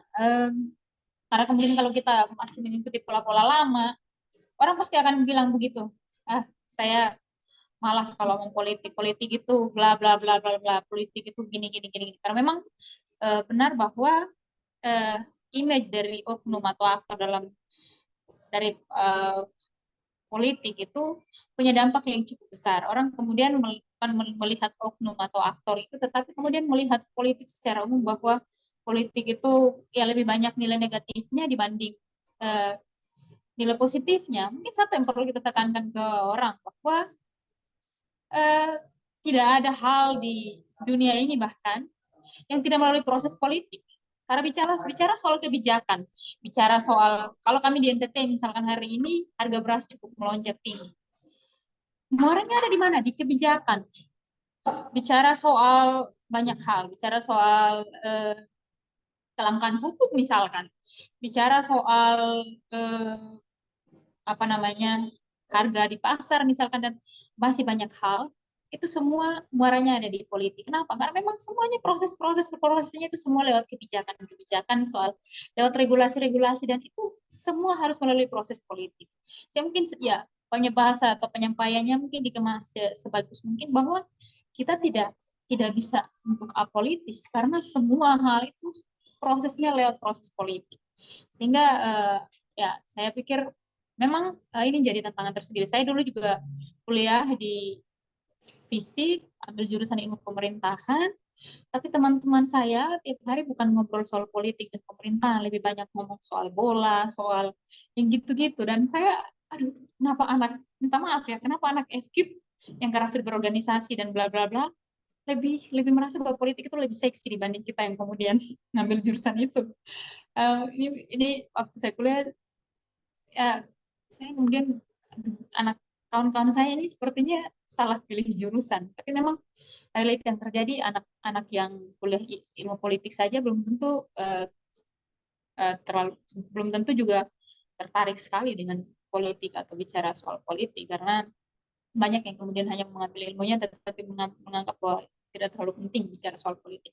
Paling penting adalah itu tadi, bahwa bagaimana kemudian kita mengemas menjadi sesuatu yang menarik, sesuatu yang lebih soft, sesuatu yang lebih mudah diterima oleh semua kalangan, semua kelompok, sehingga kalau bicara politik orang kemudian tidak ada balasan bahwa saya malas ngomong politik gitu. Itu mungkin dari saya, Kak Galang. Terima kasih. Iya Kak Ira, penting banget nih Kak sharingnya tadi itu, biar kita semua teman-teman juga bisa paham dengan konteks ya. Artinya kita selama ini juga mungkin saya dan teman-teman itu juga sering ya di kalangan aktivisme misalnya, sampai di kalangan baik itu secara riset dan ya kadang-kadang mungkin bisa dibilang kadang-kadang antara riset dan realitas berjarak atau bagaimana mungkin, tapi juga mungkin jadi perbincangan juga penting buat kita membaca peta-peta seperti itu, mungkin apa yang tadi baru saja disampaikan oleh Kak Ira gitu. Karena kita mohon maaf ya, kadang-kadang kita ini apalagi nih Kak, taruhlah tadi Sepril cerita bahwa Sepril masih kuliah ya, benar ya tadi ya. Kita ini kadang-kadang anak muda udah, kita ini mau ke politik kan kadang-kadang kita ini diskriminasinya itu banyak, kadang-kadang soal nggak hanya soal gender saja, tapi juga egoisme ya, itu apa, umur. Misalnya kita anak muda nih mau ke politik, itu kan kadang-kadang stigma ya, barangkali stigma stigma kalau wah kamu tuh anak muda tuh apa, taumu apa yang kamu ngerti, kadang-kadang kan kayak gitu Kak Ira. Jadi kita nih apa ya, jadi stigmanya tuh banyak ya, kadang-kadang mungkin perempuan, kadang-kadang kita juga usia barangkali juga di ini apa ya, dianggap remeh-temeh begitu ya, barangkali kalau saya bahasakan begitu. Ini pasti juga nggak tahu apa-apa dan sebagainya, dan mungkin nanti juga Kak Ira bisa cerita nih kalau misalnya gimana, kalau apakah Kak Ira menghadapi hal-hal seperti itu, dan harus ketika Kak Ira menghadapi kayak gitu Kak Ira bagaimana. Ini kan bukan perkara barangkali mungkin tentu itu kan harus disikapi dengan baik begitu. Maksudnya disikapi dengan baik itu kan kita juga harus bagaimana, politik ini kan menarik ya, unik begitu ya.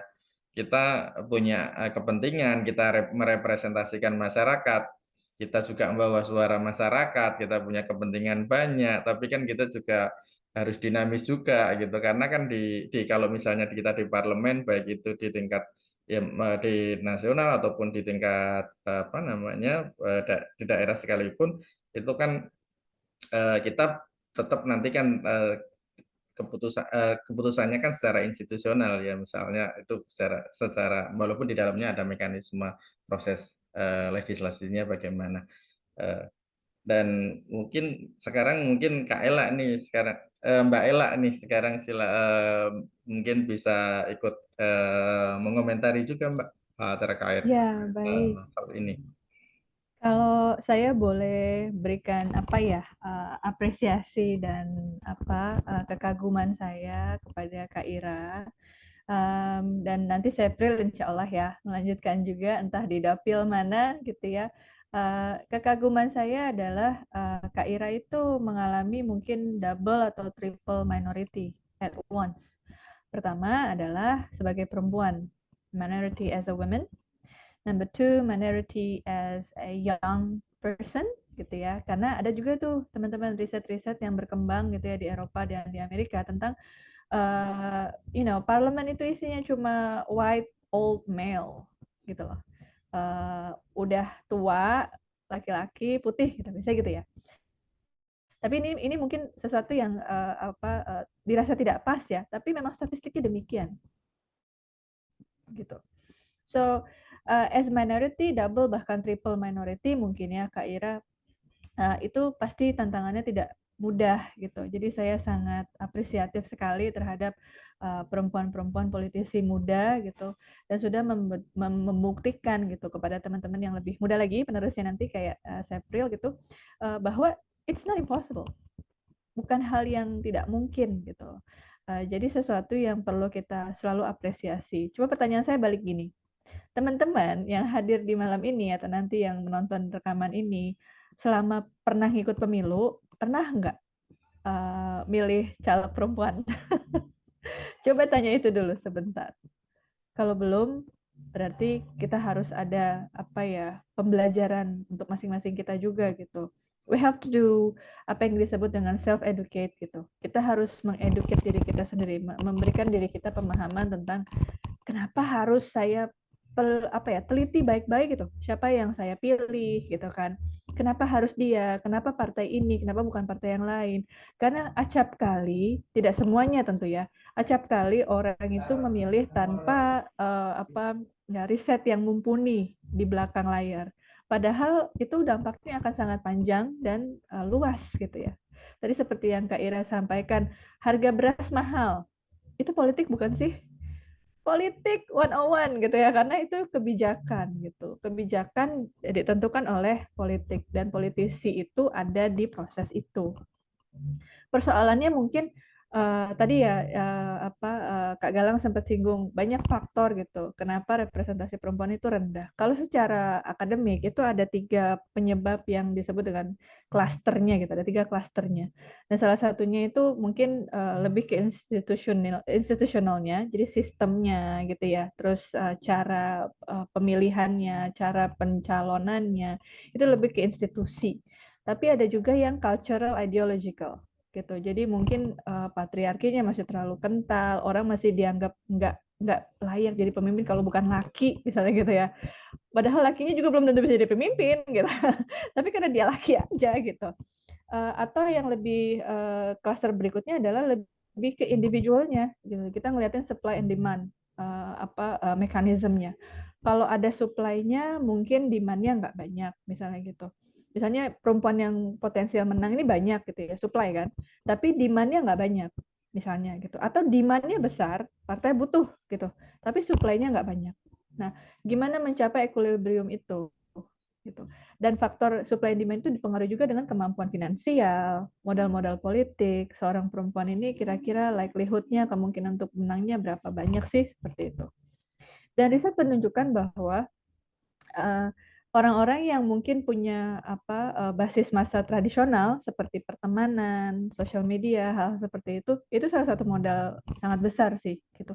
Jadi mungkin bisa terus dipupuk dan ya saya sangat tertarik dengan konsep yang mungkin Pak Boni sampaikan ya di artikel yang saya baca barusan gitu. Kita juga perlu berpartner dengan laki-laki yang feminis, punya pandangan yang pro untuk lebih banyak perempuan bisa berkarya di politik gitu.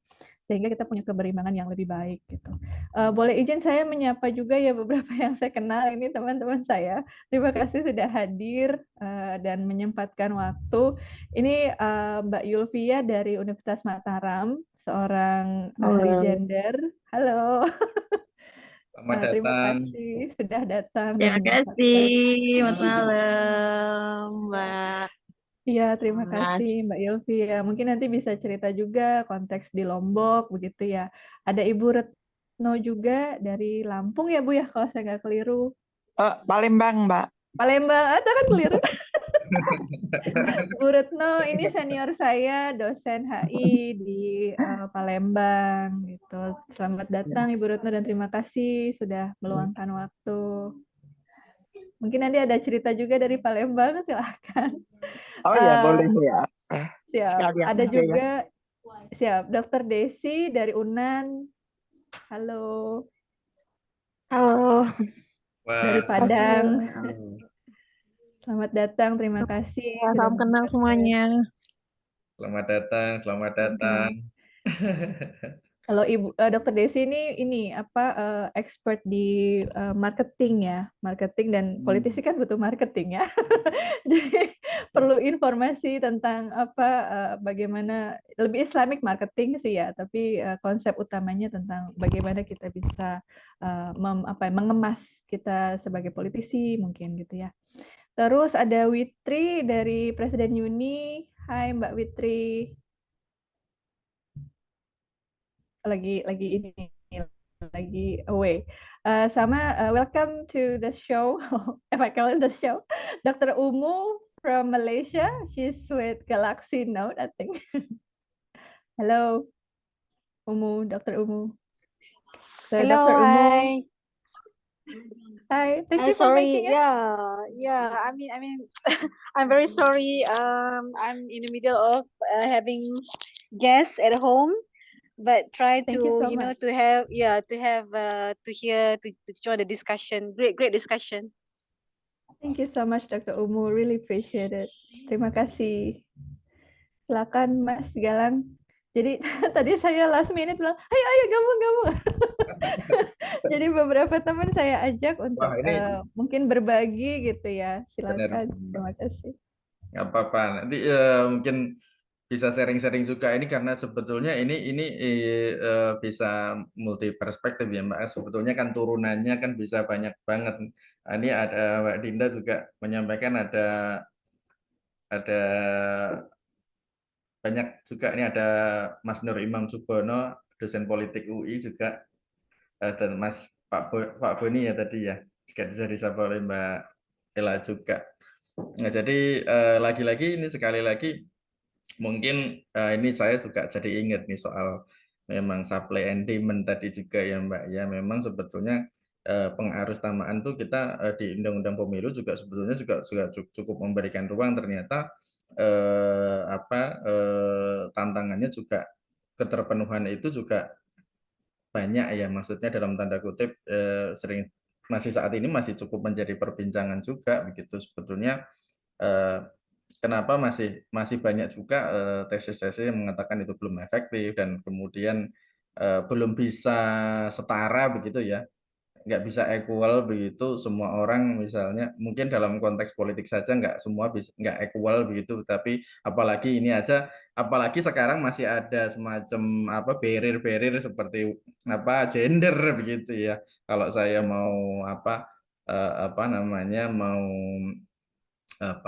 menyampaikan dengan bahasa yang lebih lebih mungkin mudah begitu.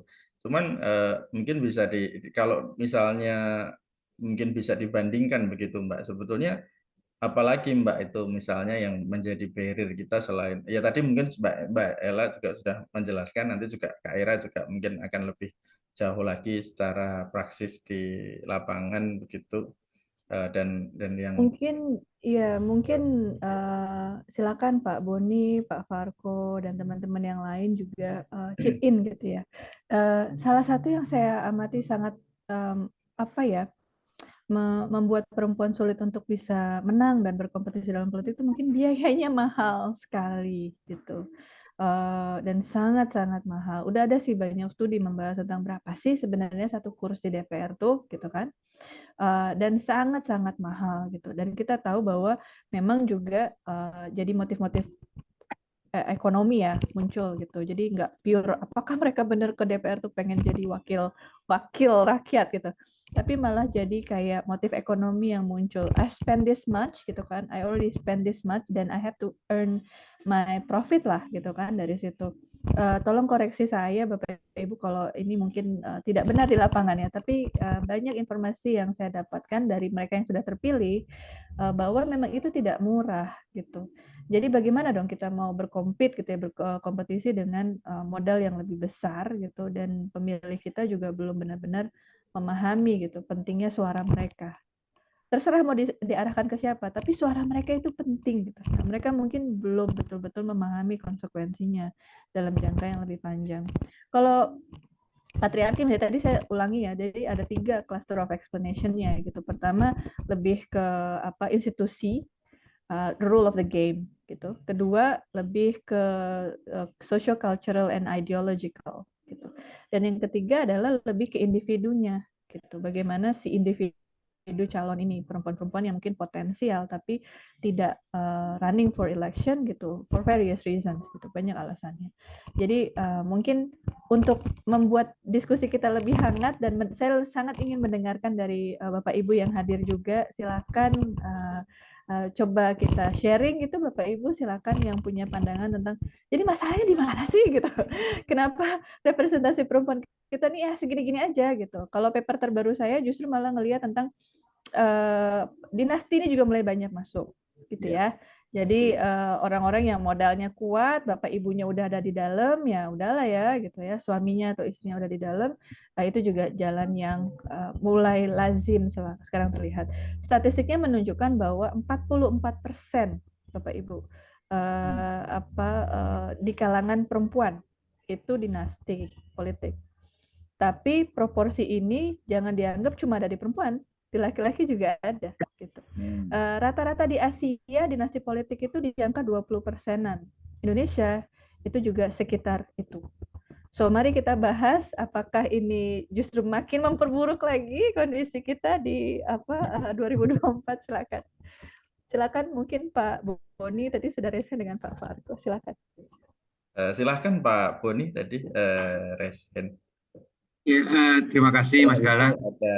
ada Bung Fargo tuh kelihatannya. Nanti Bung Fargo tunggu dulu ya Bung. Terima kasih. Assalamualaikum warahmatullahi wabarakatuh. Selamat malam.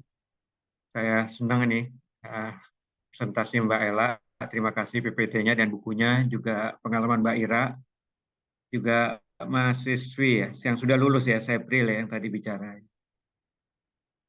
Saya nggak tahu mau mulai dari mana, tapi itu sangat challenge apa yang diungkapkan oleh Mbak Ella ya. Memang PBB pernah bilang itu Mbak, ada 4C dia, kenapa perempuan susah masuk di dalam politik. Yang pertama itu C-nya cash, ya, jadi memang berkaitan dengan dana. Pengalaman saya dengan kawan-kawan riset Mas Galang di Departemen Politik itu menemukan, biasanya kalau ada dana partai itu prioritas buat buat laki-laki instead of perempuan, ya. Jadi seringkali perempuan itu mengeluarkan biaya sendiri, dan ini dukungan suami menjadi penting, ya. Kalau dia dapat dukungan suami, rata-rata yang maju dapat dukungan suami. Jadi all out keluarga membantu. Itu yang pertama, cash ya. Dan tampaknya tiap tahun makin tinggi Mbak Ella itu. Ya, pengalaman yang saya sempat ketemu wawancara formal maupun informal, semuanya mengeluh itu. Ya. Sampai ada yang hilang satu rumah, satu mobil. Dengernya aja udah gemeter saya ya. Mas Galang. Yang kedua care. Dan ini saya kaitannya dengan saya kira dunia privat, dunia publik ya, patriarki ya. Jadi banyak perempuan memang dia harus mengurus dunia private, tapi juga diminta untuk aktif di dunia publik ketika dia berpolitik. Biasanya saya kira saya ngaku aja lah, di dalam keluarga saya yang besar ini, prioritas untuk ini adik atau apa pasti dibebankan pada perempuan. Termasuk orang tua, bahkan kakek nenek ya. Jadi Anda bisa bayangkan itu beratnya dia di dunia privat dan di dunia publik. Ya. Yang ketiga, culture. Nah, ini yang tadi diungkapkan berkali-kali ya. Perempuan ngapain sih berpolitik dan seterusnya. Nah, ini yang saya akan kritik ya, Mbak Ella ya. Sebelum masuk ke sana, yang terakhir adalah confident. Memang kita menemukan nih Mbak Ella ya. Jadi saya sering dapat keluhan dari teman-teman perempuan kalau ngasih ngobrol gitu, kita nih kayak nggak dianggap lah ya, atau dia mau bicara nggak percaya diri gitu. Saya bilang, saya selalu mengatakan persoalannya bukan di Anda, persoalannya di laki-laki ini. Laki ini karena mayoritas, tapi sebetulnya dia nggak mampu untuk berkompetisi dalam hal konten. Dia bikin guyonan, dia kayak dikeroyok gitu Mbak Ella. Misalnya bicara participatory budget itu, teman-teman politisi itu belajar benar. Dia itu harus 2 kali lebih keras bekerjanya hanya untuk dikatakan dia ada. Dan dia 4 kali lebih keras untuk layak untuk menjadi ketua komisi, ketua panja, ketua pansus. Nah, seringkali ini justru yang laki-laki, Mbak Sefri ya, Mbak Ira ya. Tentu Mbak Ira lebih mengalami lah. Sebetulnya mereka nggak mampu. Cuma selalu karena mereka mayoritas ya udah. Nah, yang kedua saya ingin ngomong ke Mbak Sefril nih, saya kira generasi muda yang kayaknya kalau dari cara bicaranya ingin berpolitik ya Mbak Sefril. Nah, kadang-kadang ilustrasi kita tentang perempuan juga bias Mbak Sefril. Maaf ya, tadi saya ingin kasih catatan ketika Mbak Sefril bilang Bu Puan itu perempuan tapi mematikan mic. Ketika dia perempuan kita heboh, tapi yang sering mematikan mic laki-laki kok kita nggak pernah permasalahkan. Secara nggak sadar di kepala kita ada. Media juga nggak mengangkat itu Mbak Ella. Saya karena Bu Puan langsung tuh. Wah. Ya. Seperti kita kasih contoh juga Mas Galang. Oke benar, Angela Sondag itu terlibat korupsi dan dia harus dihukum. Tapi lihat perkelakuan media terhadap Angela Sondag. Sepatunya apa, selingkuhannya apa, pakai tas apa. Padahal yang korupsi kalau di anggota DPR kan lebih banyak laki-laki. Kenapa itu nggak dipermasalahkan? Kelihatan sekali kita bias melihatnya itu. Ya. Dan yang saya paling sering Mbak Ella itu sebel dengernya ya. Ketika teman-teman perempuan mengeluh gitu. Maaf nih saya nyebut seorang guru besar ya, tapi beliau udah meninggal. Ketika dia bilang ke saya, Mas Boni, emang kalau perempuan itu dikasih kesempatan, mereka mampu. Saya bilang, ya emang saya siapa, Prof? Saya nggak bisa bilang dia mampu atau enggak. Tapi kemudian saya balik pertanyaannya, Mbak Ella. Emang anggota dewan yang sekarang yang mayoritas laki-laki, yang banyak korupsi, banyak skandal itu mampu? Baru dia diam. Ya, jadi teman perempuan sering dipojokkan seperti itu. Nggak ada resources-nya, nggak ada SDM-nya. Nanti dulu. Emang yang laki-laki udah baik? Nah sekarang kan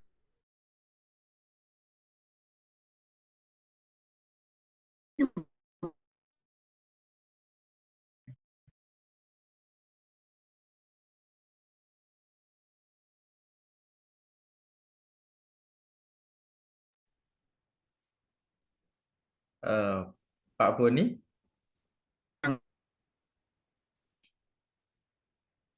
kelihatannya agak terputus-putus. Apa cuman saya? politik dan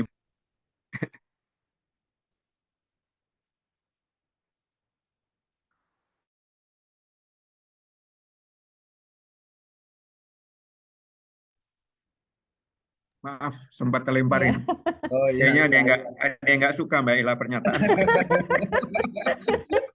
Enggak Pasti dong, kaum Pak. Ini penting ini. maskulinus ini, kaum maco ini yang nggak suka. Ya, Mbak Sevril, kata demokrasi sendiri sebetulnya sejak awal dalam dirinya sudah bias gender. Ya. Biasanya kalau kita belajar ilmu politik, kita pakai buku yang paling klasik tuh Mas Galang, Robert Dahl. Robert Dahl bilang ada dua elemen dari demokrasi. Yang pertama kontestasi, yang kedua partisipasi. Nah, buat Robert Dahl, dia nggak terlalu peduli dengan jumlahnya. Ya. Pokoknya ada kontestasi, ada pemilu, ada partai, ada orang mencalonkan, beres. Tapi Robert Dahl pernah saya tanyain nggak, atau kita pernah nanya nggak? Ya, karena dia di Amerika, saya juga nggak bisa nanya, Mbak Ella ya. Saya pengen nanya, Anda kan bisa lihat jumlah yang ada di dalam kontestasi itu mayoritas laki-laki. Kenapa itu nggak dipermasalahkan? Jadi ada yang salah dari definisi demokrasi. Yang kedua, Mbak Sevril, itu partisipasi. Definisi partisipasi dari para politisi, dari para ilmuwan politik, Mbak Ella, selalu bicara adalah upaya untuk mempengaruhi secara langsung proses pengambilan kebijakan dan terpilihnya orang menjadi pejabat publik. Artinya, kalau tidak secara langsung itu bukan partisipasi politik. Ini juga sama, Mbak Ella. Mayoritas yang ada di itu adalah laki-laki, kan perempuan. Kenapa Robert Dahl nggak melihat itu? Harusnya udah sadar bahwa dia ada bias gender dari definisi demokrasi yang katanya pemerintahan untuk rakyat, dari rakyat. Sama sekali bias gender. Yang kedua juga Mbak Sevril penting nih sebagai orang yang pengen terjun ke politik. Politik itu bukan sesuatu yang jauh dari kita. Kalau kita naik taksi itu Mbak Ella ya, saya tanya supir taksi itu Mas Galang, Pak gimana politik? Wah itu urusan di DPR lah urusan. Jadi sesuatu yang jauh dari kita. Ya. Padahal di dalam kalangan feminis menyebutnya sebagai daily politik, politik sehari-hari. Tadi Mbak Ira udah menyampaikan dengan baik. Urusan berat itu politik. Urusan kopi naik, harga gula naik. Itu yang disebut politik sehari-hari. Yang Mbak Sevril lakukan itu politik sehari-hari. Tapi celakanya, di dalam pelajaran ilmu politik yang mainstream, itu nggak dilihat. Nah, justru kita yang harus mendorong itu. Ya. Jadi seolah-olah politik jahat, soal politik. Karena kita melihatnya seolah-olah jauh dari kita. Enggak, itu dekat. Risetnya Mbak Ella ini riset politik. Bukan sesuatu yang bebas nilai, menunjukkan apa tadi dengan baik sekali ya. Apa yang diceritakan Mbak Ira itu politik.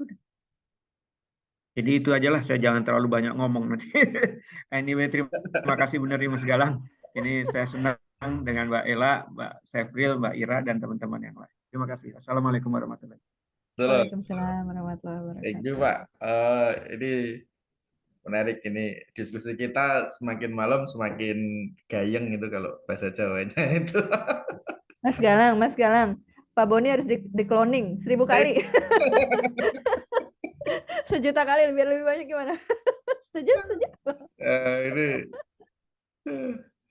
terima kasih nih Pak Boni. Ini penting ini. Tadi barrier kita banyak, terus kemudian macam-macam tambah dijelasin lagi, itu kan lebih kebuka nih, lebih terbuka banyak hal ini. Jadi mau komentar dulu nggak Kak Ira atau Mbak Ela nanti sebelum ada lagi nih, ada Bung Farko tadi juga sudah raise hand di sini. Ya, Pak. Farko kayak tadi. Bung Farko dulu ya? Atau Kak Ira dulu? Oh, Siapa nih? iya. Nggak apa-apa Kak Ira kalau misalnya duluan. Kak Ira udah open mic ya. Ya, ini mungkin kita saling share ya. Saya mungkin sebelum saya lupa, saya kembali ke pertanyaan saya tadi bahwa ya sebenarnya salah satu cara sederhana kita kemudian bagaimana kita menyampaikan ke semua orang politik aktif dan terlepas dari stigma tadi bahwa misalkan saya bagaimana kemudian kita membuktikan ke masyarakat bagaimana kemudian impact atau dampak kemudian dari politik. Tadi kalau nggak salah sempat disinggung soal dari Pak Ella soal ya, bicara politik adalah soal keberpihakan. Saya kembali ke sedikit flashback bahwa kenapa kemudian kita mendorong banyak menjadi perempuan kemudian kehadiran perempuan seperti saya katakan tadi bahwa bukan hanya sekedar representasi tetapi kemudian yang berwarna tersebut. Ya kalau saya sebaiknya memang kehadiran perempuan di parlemen tidak harus 30%, 50-50. Kenapa tidak? Saya pikir ini soal kesempatan. Tadi Pak Boni katakan, saya senang sekali dengan pernyataan Pak Boni. Ini hanya soal kesempatan. Kalau dikasih kesempatan, semua orang bisa melakukan yang terbaik. Ini soal bagaimana perempuan mendapatkan. Tapi terlepas dari kemudian bicara soal representasi, seperti saya katakan bahwa memang perempuan harus mempersiapkan diri baik-baik sehingga tampil penuh percaya diri dan bukan dengan sendirinya. Saya ingin percaya akan mematahkan mitos tadi. Bagi saya mitos hanya sekedar stigma bahwa ya emang perempuan kalau mungkin bisa. Tapi saya pikir Pak Boni kemudian membalasnya dengan pernyataan yang sangat luar biasa. Itu sangat luar biasa dan ya Ika tadi bilang bahwa saya mengalami apa ya double, benar itu saya alami bahwa perempuan muda dengan budaya ya kalau di Jakarta misalkan mungkin budaya patriarkinya tidak terlalu sangat seperti daerah timur masih cukup patriarkal dimana bahwa jadi memang isu itu dimainkan saat saya kemudian itu menjadi black campaign buat saya. Ngapain jadi sudah perempuan, anak muda, apa yang bisa buat? Ya, kita harusnya milih ya karena tadi cuma saya perempuan politik itu maskulin dan apa ya melekat dengan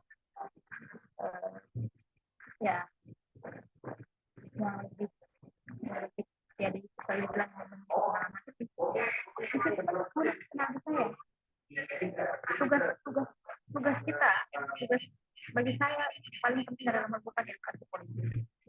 Kalau tadi Pak Boni dan saya lakukan kalau perempuan banyak yang kemudian tidak terjun ke politik karena politik itu mahal, politik itu high cost dan bla bla bla. Saya berhasil mematahkan bahwa politik itu tidak harus mahal dan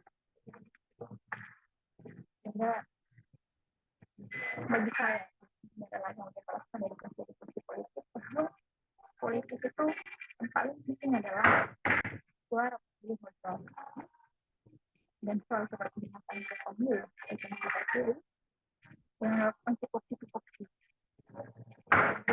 tidak mudah ini kemudian yang sekedar menabung atau semacam PHP yang mendapatkan suara tapi bagaimana edukasi politik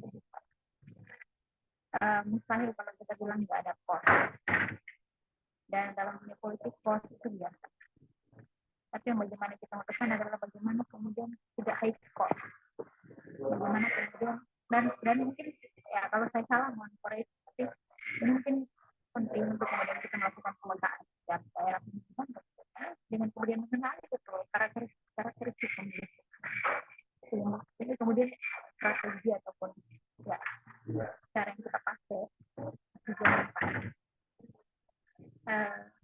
yang mungkin saya salah satu dari sekian banyak, tapi saya pikir semangat ini perlu kita bangun, suarakan bahwa tugas kita hari ini sebagai anak muda, sebagai perempuan adalah mengajak banyak-banyaknya orang, memberikan edukasi politik kepada sebanyak untuk bagaimana makna politik itu sesuai kita bahwa politik itu yang benar, tapi bahwa politik itu sebenarnya adalah cara membebaskan manusia, cara untuk kemudian bisa menjawab kebutuhan masyarakat kita, bagaimana kemudian meyakinkan, terutama kita perempuan, bagaimana kemudian meyakinkan pemilih bahwa bicara soal perempuan yang paham kita perempuan sendiri, karena sebagian besar urusan, terutama urusan domestik, misalkan urusan lain, pasti diurus oleh perempuan, dan hal itu adalah perempuan sendiri. Minta maaf ya, saya tekan karena kalau dia paham, tentu dan kemudian dia ada di dia akan mau dan juga karena dia mengalami secara dia harus menyuarakan minimal tidak serta-merta langsung semua secara pemilih, tapi secara perlahan bisa mengatakan itu mungkin dari saya katakan sebelum saya lupa. Terima kasih. Baik Kak Ira, tadi ada kelihatannya emang agak ini ya, apa memang saya aja ya, ada beberapa yang Kak Ira tulis apa terlalu kedengeran kali ya. Tapi nggak apa-apa deh kalau sambil ini dulu. Kak, mungkin ini menarik juga sih, saya tadi nangkep juga berkaitan dengan kita harus berani banyak hal yang optimis begitu ya. Saya kira apa yang disampaikan Kak Ira, kita harus optimis, kita harus apa namanya harus berani gitulah apa namanya merubah arus begitu ya dengan kondisi yang ada dan batasan-batasan yang ada saat ini begitu. Dan mungkin ini juga bisa jadi catatan kita semua. Oke, mungkin Bung Farko dulu deh, juga yang tadi sudah resen. Bung Farko, silahkan. Bung Farko aktivis GMNI, juga dosen nih di Solo, di Unisri, di Slamet Riyadi. Silahkan Bung Farko. Kemarin Bung Farko juga ikut ya yang acara kemarin ya. Thank you Bung Farko udah datang lagi. Silahkan Bung Farko. Selamat malam semuanya, Mas Galang, Mbak Ella, Pak Nur Iman. Selamat malam. Gimana Solo? Baik, sehat, alhamdulillah. Alhamdulillah. Ya, Bu Ira, selamat malam, Bu Samuela, Mbak Adinda, Mbak Witri, Dr. Desi, Bu Retno, Mbak Yuvia, kemudian Reynaldi dan Mbak Ika Priyani. Selamat malam semuanya dan terima kasih. Suara saya kedengaran ya? Kedengaran Bung. Oke. Terima kasih. Mohon izin sharing dan diskusi pada malam hari ini. Dan saya banyak belajar dari semua narasumber, juga Pak Nur Iman Bono, Pak Boni, terima kasih. Dan terima kasih. Terkait dengan partisipasi perempuan di dalam politik, memang secara historis mengalami perkembangan dan dinamika yang beragam dari waktu ke waktu, baik secara lokal politik atau politik yang ada di daerah dan nasional. Bahkan dengan semangat reformasi melalui sistem desentralisasi dengan mekanisme otonomi daerah, mengakibatkan atau berimplikasi pada setiap kepala daerah dipilih oleh masyarakat secara langsung. Dan di beberapa daerah memang kita jumpai sudah ada pemilih kepala daerah perempuan atau wakil kepala daerah perempuan. Jadi disadari atau tidak, saya melihat ada progres juga untuk mengakomodir perempuan untuk mengisi jabatan-jabatan politik maupun jabatan-jabatan publik. Bahkan untuk komisaris BUMN juga kita lihat juga banyak perempuan yang masuk ke dalamnya. Rektor pun sama. Jadi saya melihat peran perempuan ini semakin mengalami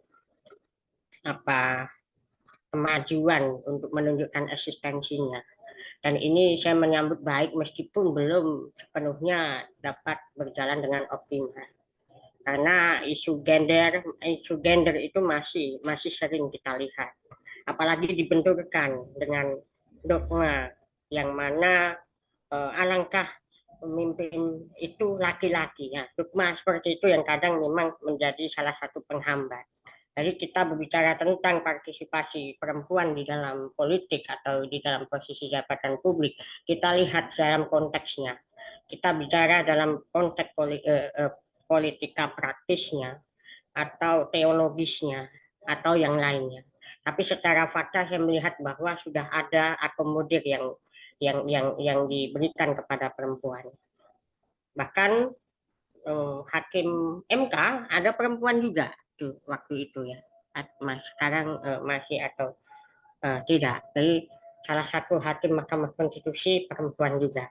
Jadi saya melihat proses ini semakin mengakomodir partisipasi perempuan. Yang lebih penting ke depan adalah bagaimana ini dipertahankan dan ditingkatkan.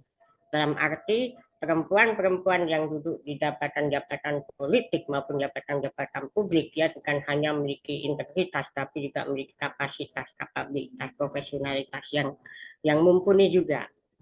Karena banyak juga, meskipun tidak semua, ada pejabat publik perempuan itu hanya menunjukkan eksistensinya, misalkan dia sebagai anggota dewan, kemudian memblow up dirinya dengan hal yang branded. Nah, ini otomatis kan sedikit melukai konstituennya.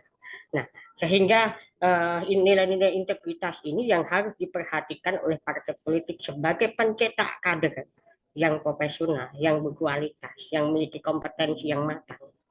Sehingga nanti perempuan-perempuan yang dipersiapkan itu memang betul-betul memiliki dan siap untuk berkontribusi secara optimal. Saya tidak berbicara secara maksimal, ya, optimal saja.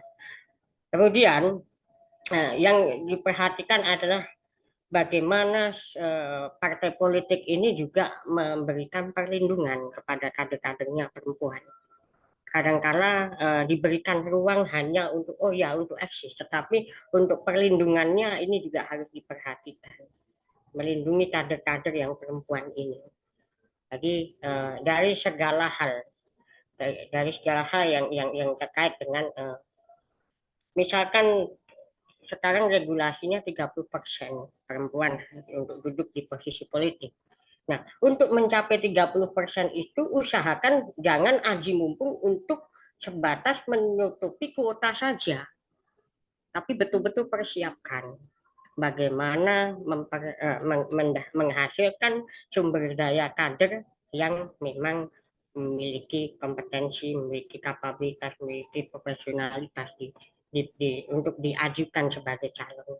Jadi saya melihat untuk saat ini Mas Galang juga, Mbak Ella, Pak Nur Iman, dan semua teman-teman Bu Ira, saya melihat sudah ada progres dan perlu nanti diberikan semacam istilahnya, semacam mempertahankan supaya ini bukan hanya bertahan seperti akan tetapi menjadi lebih baik. Banyak juga politisi-politisi perempuan yang ketangkap, Ibu. Pejabat-pejabat publik yang perempuan juga tertangkap, beberapa kasus OTT dan lain sebagainya. Dan di daerah di Jawa Tengah ada, Bu, kepala daerah itu tertangkap karena dia melanggar tindak pidana korupsi misalkan. Nah, maka ini sebagai PR bagi semua lintas sektoral untuk sama-sama bersinergi bagaimana mendorong perempuan-perempuan Indonesia baik tingkat lokal maupun tingkat nasional untuk dapat berkontribusi bagi pembangunan bangsanya. Jadi sehingga asas kesetaraan ini bukan hanya sebatas jargon, bukan hanya sebatas ucapan belaka, kan tetapi memang diejawantahkan melalui menghasilkan kader-kader perempuan yang memang siap untuk mengisi jabatan di sektor teknis maupun di sektor strategis. Saya mengapresiasi diskusi malam hari ini dan banyak sudut pandang yang saya dapatkan dari Pak Iman, dari Bu Ella, Mbak Ira, Mas Galang, Mbak Adinda, semua teman-teman yang hadir pada malam hari ini, sehingga menambah hasanah kita untuk berdampak lebih lagi bagi sekitar kita melalui forum diskusi ini. Begitu. Terima kasih, Mas Galang. Baik, terima kasih Bung Farko. Sebelumnya mohon maaf kepada teman-teman semuanya, ternyata saya baru cek jam, waktu kita sudah tiba di penghujung acara. Ini Kak Ella, Mbak Ella, Kak Ira, barangkali nanti kita coba mengambil intisari dari diskusi kita malam hari ini, karena ini sudah malam gitu. Penting banget ya. Mungkin sebelumnya Kak Mbak Ella, kemudian Kak Ira mungkin bisa menanggapi untuk terakhir sekaligus closing statement, tapi mohon maaf karena waktu kita sangat terbatas, mungkin sekali lagi karena keterbatasan waktu mungkin bisa singkat aja ya Mbak Ella dan Kak Ira. Thank you. Baik, mungkin saya akan sampaikan satu paragraf, bukan satu kalimat, satu paragraf, tapi sangat singkat saja ya. Jadi begini Bapak Ibu, teman-teman, kakak dan adik sekalian, dalam demokrasi yang kita butuhkan adalah salah satu konsep yang tadi disebutkan oleh Pak Boni, itu harus ada keterwakilan. Demokrasi yang baik dan ideal itu adalah demokrasi yang bisa semaksimal mungkin mewakili masyarakat yang berada di komunitas itu. Nah, salah satunya yang paling masih menjadi PR kita adalah keterwakilan perempuan dan keterwakilan anak muda. Banyak jalan menuju Roma, banyak hal yang sudah diupayakan oleh berbagai aktivis, akademisi, politisi di Indonesia, bagaimana caranya untuk mengatasi dan menjembatani kekurangan yang ada saat ini. Kita harus apresiasi, tapi di sisi yang lain masih lebih banyak lagi hal yang masih bisa kita kerjakan di kedepannya. Salah satunya adalah memulai dengan kita dan masyarakat lingkungan terdekat dari kita. Sebagai dosen terutama ya, saya bicara tentang pengalaman saya juga gitu. Jangan jadikan kelas-kelas Anda tuh apolitik gitu. Ruangan yang vakum politik. Ya mungkin setiap universitas punya kebijakan yang berbeda-beda ya. Dulu di tempat saya di BINUS itu politik means a big no-no gitu. Tapi di sisi yang lain saya tetap bisa lah menyelipkan gitu. Saya dosen politik, jadi mau ngomong apa kalau politik gitu kan bahasanya gitu. Jadi silakan Bapak Ibu semaksimal mungkin mengupayakan membicarakan tentang kenapa kita perlu perbaiki demokrasi kita. Dari situ semoga akan ada jalan-jalan yang lebih strategis untuk kita bisa memiliki keterwakilan yang lebih baik. Ingat, perempuan dan generasi muda adalah dua kelompok yang paling underrepresented sekarang ini. Gak cuma di Indonesia sih, di seluruh dunia. Jadi mungkin silakan Bapak Ibu di setiap kesempatan yang Bapak Ibu miliki, jadilah agen-agen perubahan itu. Kita harus punya gitu. Terima kasih sekali lagi Mbak Adinda, Mas Galang, dan semua pembicara serta peserta. Saya banyak belajar dari semuanya, dan semoga kita bisa ketemu di kesempatan yang lain. Selamat malam. Terima kasih Mbak Ella. Kak Ira, mohon maaf Kak Ira, ini mungkin kita singkat saja karena waktu kita juga sudah terbatas. Silakan Kak Ira. Baik, terima kasih. Yang paling penting adalah bagaimana kemudian tugas kita adalah menyadarkan semua kalangan, semua usia, bahwa politik itu sesuatu yang asik dan sesuatu yang bukan yang tabu, yang kemudian bisa diterima di semua kalangan. Dan khusus untuk perempuan, bagi saya yang terpenting adalah menyiapkan diri sebaik-baiknya, sehingga bukan sekedar untuk sebagai untuk pemenuhan kuota 30%, tapi representasi perempuan di dunia politik benar-benar memberikan warna tersendiri.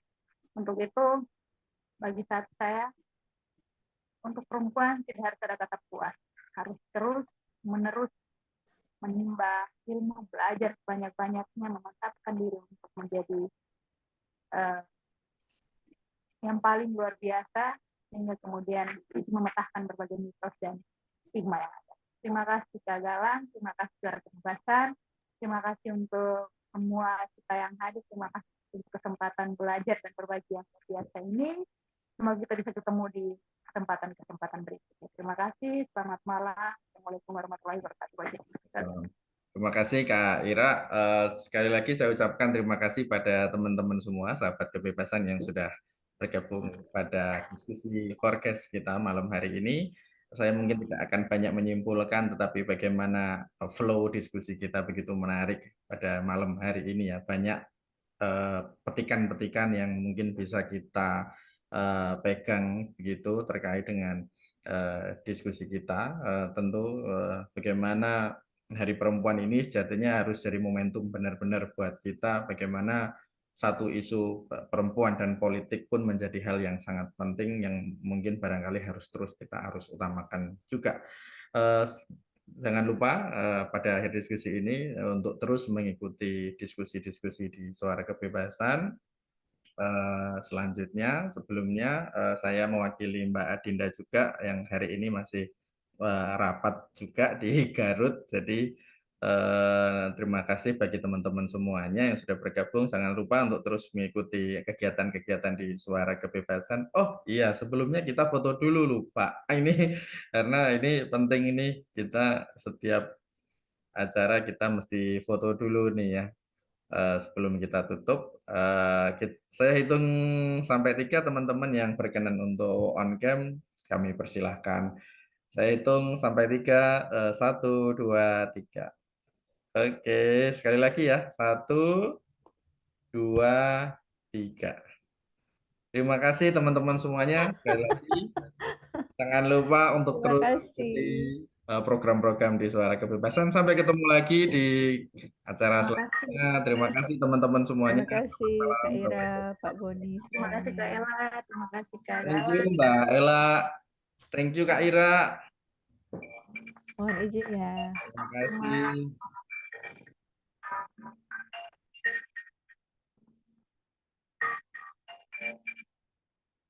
Saya pamit ya Kak Galang ya. Terima kasih Kak Ira. Terima kasih.